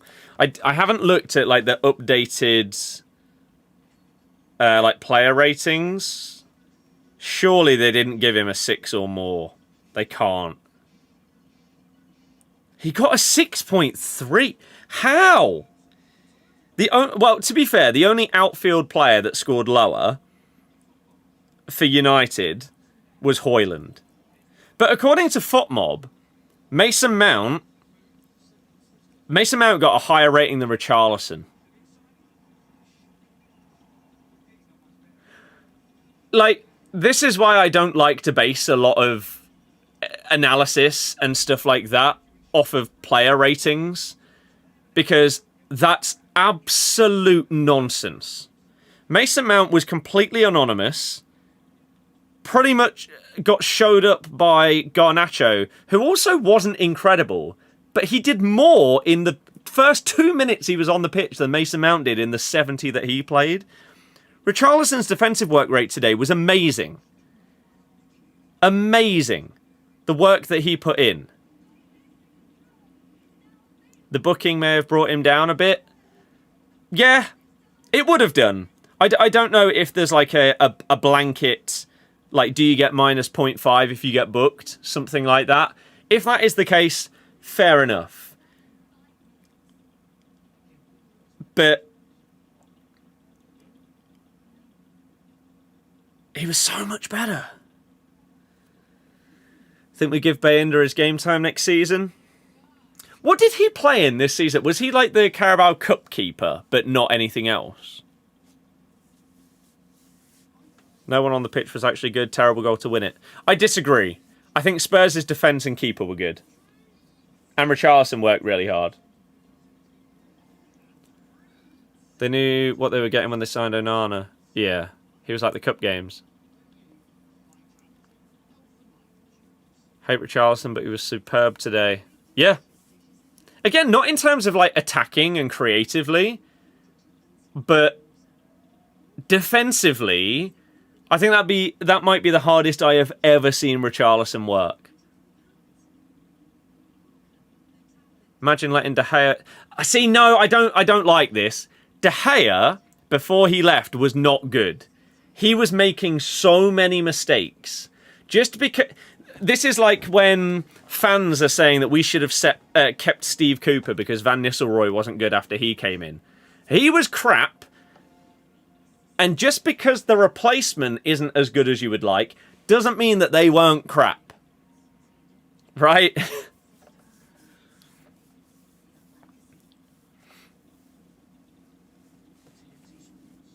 Mount used to be a good pressing player, has a good shot, never been creative, still think he'd be better playing alongside Fernandes at centre mid in a 3 with Casemiro at DM. I think I'd agree. Yeah. Playing as an 8. De Gea this season, when I have seen Fiorentina, has been good, to be fair. But again, that doesn't mean that he wasn't bad previously. And then he had, what, like 18 months where he was just training and training. And then finally someone took a punt on him. I can't believe it took that long. Or unless he was asking for outrageous wages and it took him like a year to be like, you know what, okay, I'm not going to get signed if I'm asking for this. I'm going to have to lower these demands and just get back playing football. Which, if that is the case, fair play. If you can support any other team, it has to be a home team, Bristol City. Cool. Both teams were woeful. See, again, it took a Shaw assist and your typical Onana howler for them to win it. It's not an Onana howler! What could he have done? Genuinely, what could he have done? This goal has been scored because Brennan Johnson has completely missed the ball. It's bounced off him, bounced off of Luke Shaw's arm, gone in to the side netting. What could he have done? This is what I mean about him being a scapegoat. He's had mistakes this season, but you simply cannot blame that goal on Onana at all. It's crazy. Any room in the Leicester fan base? Oh yeah, a lot of our fans are completely done with the club and hate it. So there's lots of room. You could probably get a season ticket if you tried. It's sad we have to sacrifice another season building the team just for it to not work out. Maybe.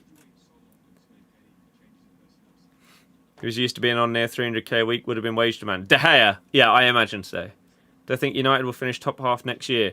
I don't think it's possible to... I don't like doing predictions until we are basically at the start of the season. And the main reason why is you don't know what's going to happen managerially. You don't know what's going to happen in terms of ins and outs at the club.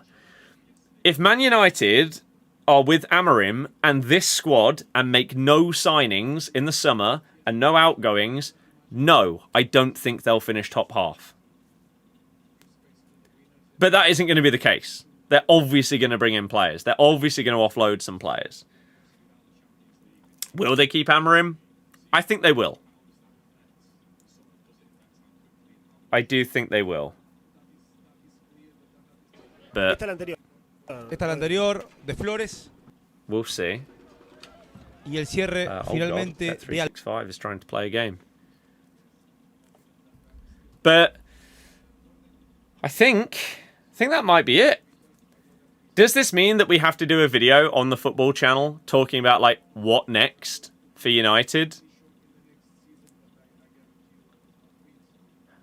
How does this squad get rebuilt? Who needs to go? Who can stay? Who needs to be brought in? What kind of, like, profile of player needs to be bought?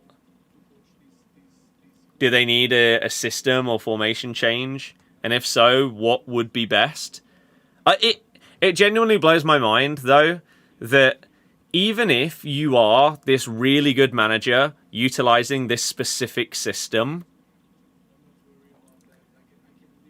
how do you not have any kind of backup or plan B or variation in your setup to the point where you can have, like, Bruno further forward instead of being on the halfway line? The only alteration that you ever seem to see from Amorim is sticking Maguire up front when there's 5 minutes left and they're losing the game. Any manager in the world can go and tell their big man to just get up front and we'll try and knock the ball into you. So that's really, really poor. And I feel like you simply can't be up there with the best managers if you cannot adapt at all. Like, there is a world, right, where this season you were trying to embed this system, this tactical setup into these players ready for next season. But if it isn't really working, then surely you can be working on that, like, on the training pitch, basically every day. But then you also have another system where you can maybe get the most out of the players that you actually have at the club and also utilize it in games where your main system isn't really working. Surely. But apparently not.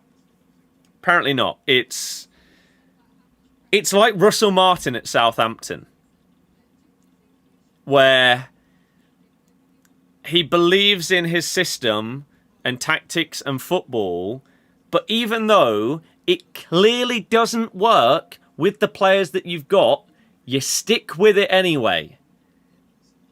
That's just not going to get you results.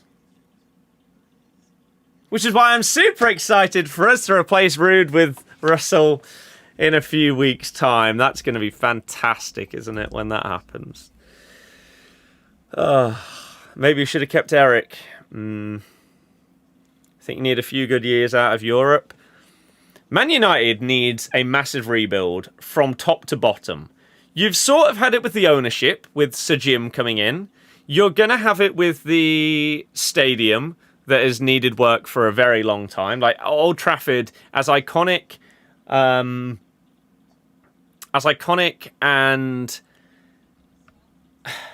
historic as it is, it's outdated.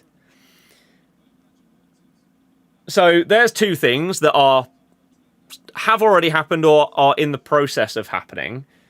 But you also need it in terms of the recruitment of players. You shouldn't be like someone like Brighton and Bournemouth, United, Chelsea, and the likes of those, with the scouting network that you have and the ability to bring in the best scouts in the world. You should be the ones finding this talent, like, we'll use Brighton as an example, like the Caicedo, like the Belabor kind of players, instead of, oh yeah, they took a punt on this guy, and yeah, we'll now just drop 100 mil on him. They did the hard work, we'll now just spend the money. You can't keep doing that. You can't.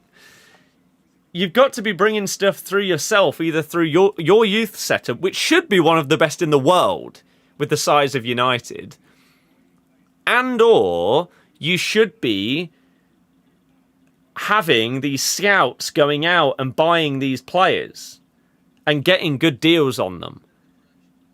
I know that people go on about Man City spending a load of money, but the difference is, a good chunk of the time, when Man City spend money, they spend it well. For example, Marmoush wasn't cheap, but pretty much every club in Europe would have benefited from getting Marmoush in because he's such a good, versatile, exciting forward. Man City just went early on him because there's no world where he would still be at Frankfurt next season. He obviously would have been sold in the summer, but City went in, and even if it wasn't going to turn the season around, they got him ahead of next year. United could have gone for it.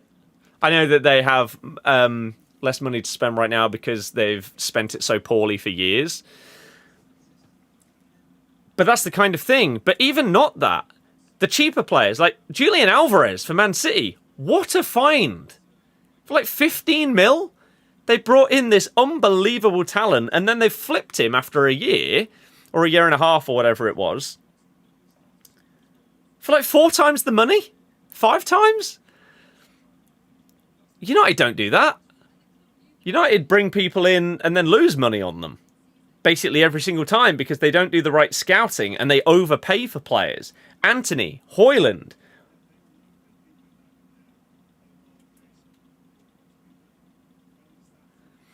Casemiro, Lukaku, Sancho. All of these guys have just... they've cost them so much. RTTK won't be at Frankfurt next season either. Yep. He'll be gone. Although he'll cost a hell of a lot. Especially now Marmoush is gone. Because then they'll have lost both. So, whatever his price was, it's probably going to have like another 30 mil added on top.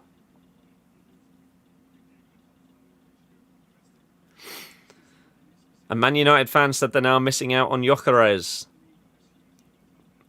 Wouldn't surprise me. Like, if you've got multiple teams coming in for Gyökeres, like, let's just put a few on the table. Liverpool could potentially do with an out-and-out striker. Arsenal definitely need one. Chelsea could do with a top line one. Excuse me. And Man United, why on earth would you go to United out of those clubs? Okay, you might earn a bit more money, right? United will probably pay you a bit more, but that doesn't mean that you're going to have a better time. It probably won't be a better career move in terms of like long term, because you'll come into this mess and look worse and therefore not get the other contracts and trophies and stuff like that going forward. So you have to question why on earth, again, other than the historical name of Manchester United, why would you go there? Yet Mason Mount was another one that was an absolutely ridiculous signing. That amount of money on a guy that close to his end of the contract, when there were other players that they could have got instead, is insane. Like the guy that's on the screen, Madders. Madders left us for like 35, 40 mil, something like that. Yet United, in the same window, spent 50% more than that on Mason Mount. They could have got Madders if they'd gone in early. But they didn't. And there are so many examples of poor decision-making, especially when it comes to incomings and signings and recruitment and scouts and all of that. That's a massive one. Because that's not even like saying that Spurs unearthed a gem. right? And they got him for really cheap or whatever. And then he turned out being really good. No, you knew the quality that Madders had, and yet you still chose Mount over him for more money. He obviously would have wanted bigger wages, Mount, than Madders as well. So, you just can't... It's just not justifiable. Why would Cunha come to us? The money? The history of United? Matheus Cunha should not sign for United. If we're realistic. Like, if you're going to a team where... Or, like, you have the opportunity to play as the left wing, sort of free role attacking position, why on earth, when there are other teams that also need that position, like Arsenal, Cunha for Arsenal instead of Martinelli would be such an upgrade. And yet you're going to end up at United. Palmer costs less than Mount. See, I think that one... No one thought that Palmer would be as good as he has been. So that's why I used the Madders comparison. Because everyone knew what Madders was all about. He'd shown it in the Premier League for multiple years. You knew exactly what you were getting between those two players. Cole Palmer didn't have anywhere near as much experience for you to know exactly what you were going to get. Otherwise, he wouldn't have left. Like, he would have been starting week in, week out for Man City. Big question here. Who do I support? Leicester.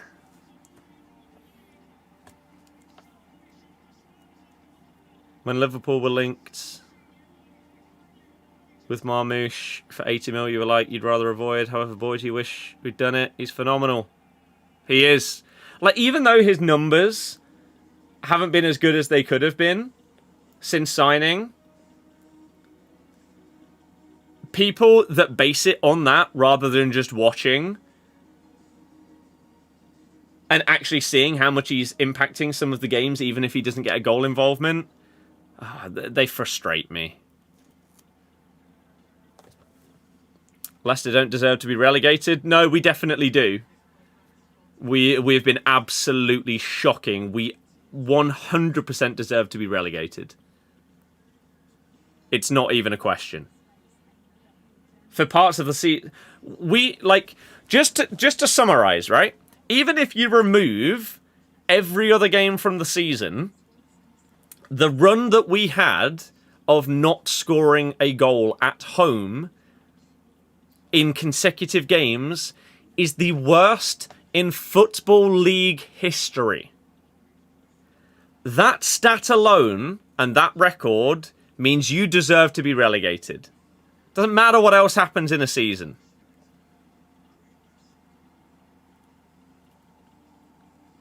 I really hope Cunha doesn't get worse, because whilst he is a bit of a tool, he is really exciting to watch. He's a fantastic player. Having a hard time going to sleep. Need to get up in 5 hours, but at least you can be sleepy with a title added. Hell yes. Enjoy it. Enjoy it. Because who knows how long it might be before the next one. You might win another trophy next year, or it could be another 20 years before another one. Make the absolute most of it. Don't care what anybody else has to say. They don't matter. Your team has done it. Finally, you get that celebration. Hell yes.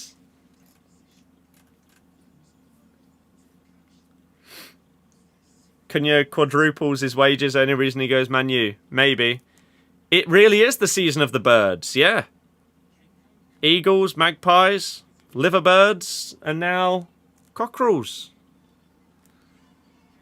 Madness.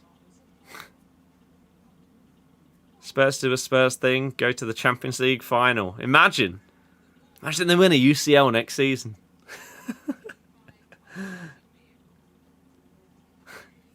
Mad. So yeah, I mean, after having this chat, there is a world where I do a video about Man United, which is basically questioning what now? What next for United? If I do create that, then it will be out in the next couple of days. Because I don't have anything planned right now. Some people may have like pre-made videos with both scenarios in mind. I've not done that. So if we do a video talking about United, it's going to be a cutthroat one, talking about the players, ins, outs, keeps, the manager, the higher-ups, the stadium plans, all of this, and the future of Man United over the next 5 years or so is what the video would be. So, if you're watching on YouTube or Twitch, you can do !FUTTIE, F-O-O-T-Y. That video will be going up on the football channel. There's a fair few of you that are watching on TikTok right now. Unfortunately, this isn't actually my football TikTok account. This account is used for FC25/FIFA gaming stuff. But I decided tonight that I would multi-stream on all my platforms, and in order to do that, I have to stream on this account. I do have a football TikTok account where we do all of these discussion videos. I do predictions, reactions, conversations, all of these things. Like earlier today. What did I upload earlier today? Well, we uploaded a video actually post Europa League final. In the last couple of days, we've done stuff about the final Leicester game of the season, the vlog of that, talking about Rude and his potential replacement, the De Bruyne farewell and the statue and all of that stuff, Cherky at Lyon, Frimpong going to Liverpool, all of these things. So if you have any interest in anything else to do with me when it comes to football, as I say, discussions, all of those things, then in the chat right now, I'm commenting on my football account. So if you potentially want to head on over and give us a cheeky follow on that one, that's just Scott there, or you can go to the bio on this TikTok page and get the link from that in the link tree to the football TikTok account. And yeah, loads and loads of stuff coming up on that. And I'm really looking forward to it. Because I like football significantly more than I like FIFA right now. FIFA has been crap since like FIFA 20. And this change to FC for 24 and 25 has not fixed that problem. So I would love the football content to take things to the next level. We are on the road to 10k followers on that account, because at 10k followers you get to be monetized and you can actually make money off of creating your TikTok content. Whereas right now, even if a video gets 10 million views on that football account, I don't earn a single penny from it. So if you would be so kind, if you want to see more of the content, please give it a follow. We're at like 4.8k, and so 5k is the next massive milestone on that TikTok account, and I would very, very much appreciate it as we try and grow it. The Insta has been growing as well, which is good, and the YouTube as well. So here's hoping that can keep going, because football ain't going anywhere, even if the FC series is getting worse and worse. But yeah, it's always fun having a chat about the football. Watch-alongs and stuff like that are really enjoyable. It's why I like doing them. Thought you would give me some grief for being a United fan. No. I don't care about any football teams other than Leicester City and Barcelona. I don't like or dislike any other teams. I don't care who people are a fan of. There are some things that you can like about like a club, like maybe a player or a manager or something like that, and things you can dislike, but overall I don't care whether this team wins a trophy or that team wins a trophy. The majority of the time I'm just interested in having a conversation about things. I do offer my opinions, but I don't have biases towards certain teams and stuff like that, because I think it massively takes away from the conversation, and all of a sudden you might as well not bother having it. Because if I sit down tonight and I was going into this game basically hate watching one of the teams, then you're not going to be fair when you're talking about the game, the performances, the stats, everything like that. You're always going to be biased. And so then what's the point?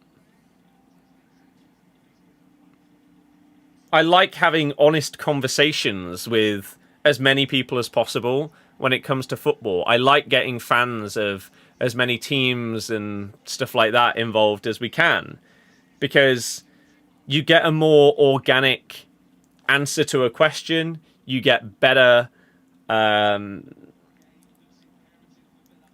variety and range of conversations if you're getting different fans and people involved, rather than just the vocal minority that like to shout and moan about everything. Will I do a Conference League final watch along? Is it next Wednesday? Is that right? Let me have a quick look. Well, I don't have anything in my calendar as it stands. There's a world where I do. I don't know, though. Did I say Wheelie McSpinnerson was coming soon? Yes, part of my footage corrupted, but I managed to recover it, fortunately. I think it may have corrupted during like a download on my laptop rather than from the original file. So that's recovered, and that video is now rendered and uploaded in advance to come out tomorrow. So apologies about the slight delay, but it is now done. 100%. It's sorted, it's uploaded, scheduled for tomorrow. Yeah, they've completely gone off the coverage. It's completely done. So I think that is pretty much that. I have to say thank you again to anyone and everyone that has tuned in today. If you haven't already gone out and checked the football YouTube channel, if you're watching on YouTube or Twitch, or if you are on those platforms and want to check out the TikTok, you can. And again, to those people that are watching on TikTok, if you fancy being a part of more of these kind of streams, as well as the conversations to do with football, and whether it's to do with Spurs, Leicester, a new transfer rumour, a manager sacking, anything like that. We try and do videos on a massive variety of content over on the football account, which is the one that has just commented on the live stream with the name Scott. If you can't find it there, you can either get the link from the link tree in my bio, or you can search for Birdie94, Birdie.94, and you should find me that way. So I really appreciate anyone that goes over from this one to the football account, because as I say, we're on the road to 10k followers, and the sooner we get there, the better, because then we can earn some cash for putting the time and effort in to create all of the content on that account, instead of it all being, for as it stands, nothing. So I do appreciate anyone that gives us a follow and helps that account reach the potential that I think it has. So thank you once again, every single one of you, for being a part of tonight's stream. I had a really good time, and Spurs fans probably also had a very, very good time. They finally win their trophy. The curse is over. Big Ange does what he said he would do and won a trophy in his second season. So from this point, what next for Spurs? It's going to be very interesting. But more importantly, what next for Man United? They can't paper over the cracks of what has been their worst season, basically ever? We will do a video in a few days' time talking about the next steps for United and how they need to rebuild the squad and the club. I will put up snippets or highlights of that video on the football TikTok account. So again, another reason to go over and follow that if you care about those things. And or you can go and sub to the YouTube channel, because that is where the full video will be coming out. So thank you so much, everyone, for being a part of the stream. Really appreciate you. Thank you, everyone that has gone over to the Footy TikTok and given it a follow. I genuinely cannot explain how massive that would be to get that account to 10k followers. I know we're still a very, very long way away, but being able to monetize the football TikTok would genuinely be such a game changer. When it comes to like any of the platforms and accounts that I have on all of them, I think that would be the biggest difference maker, would be seeing that one monetized. So yeah, if you want to help out, go and follow birdie.94 on TikTok, and I would genuinely love you for it. We're nearly at 5k. See if we can get there soon. Thank you very much for watching, everybody. We'll be live again tomorrow, probably with some FC25 and/or another game. Maybe some Elden Ring. I don't know yet. But thank you once again, everyone, for watching. And, oops, let's do one last.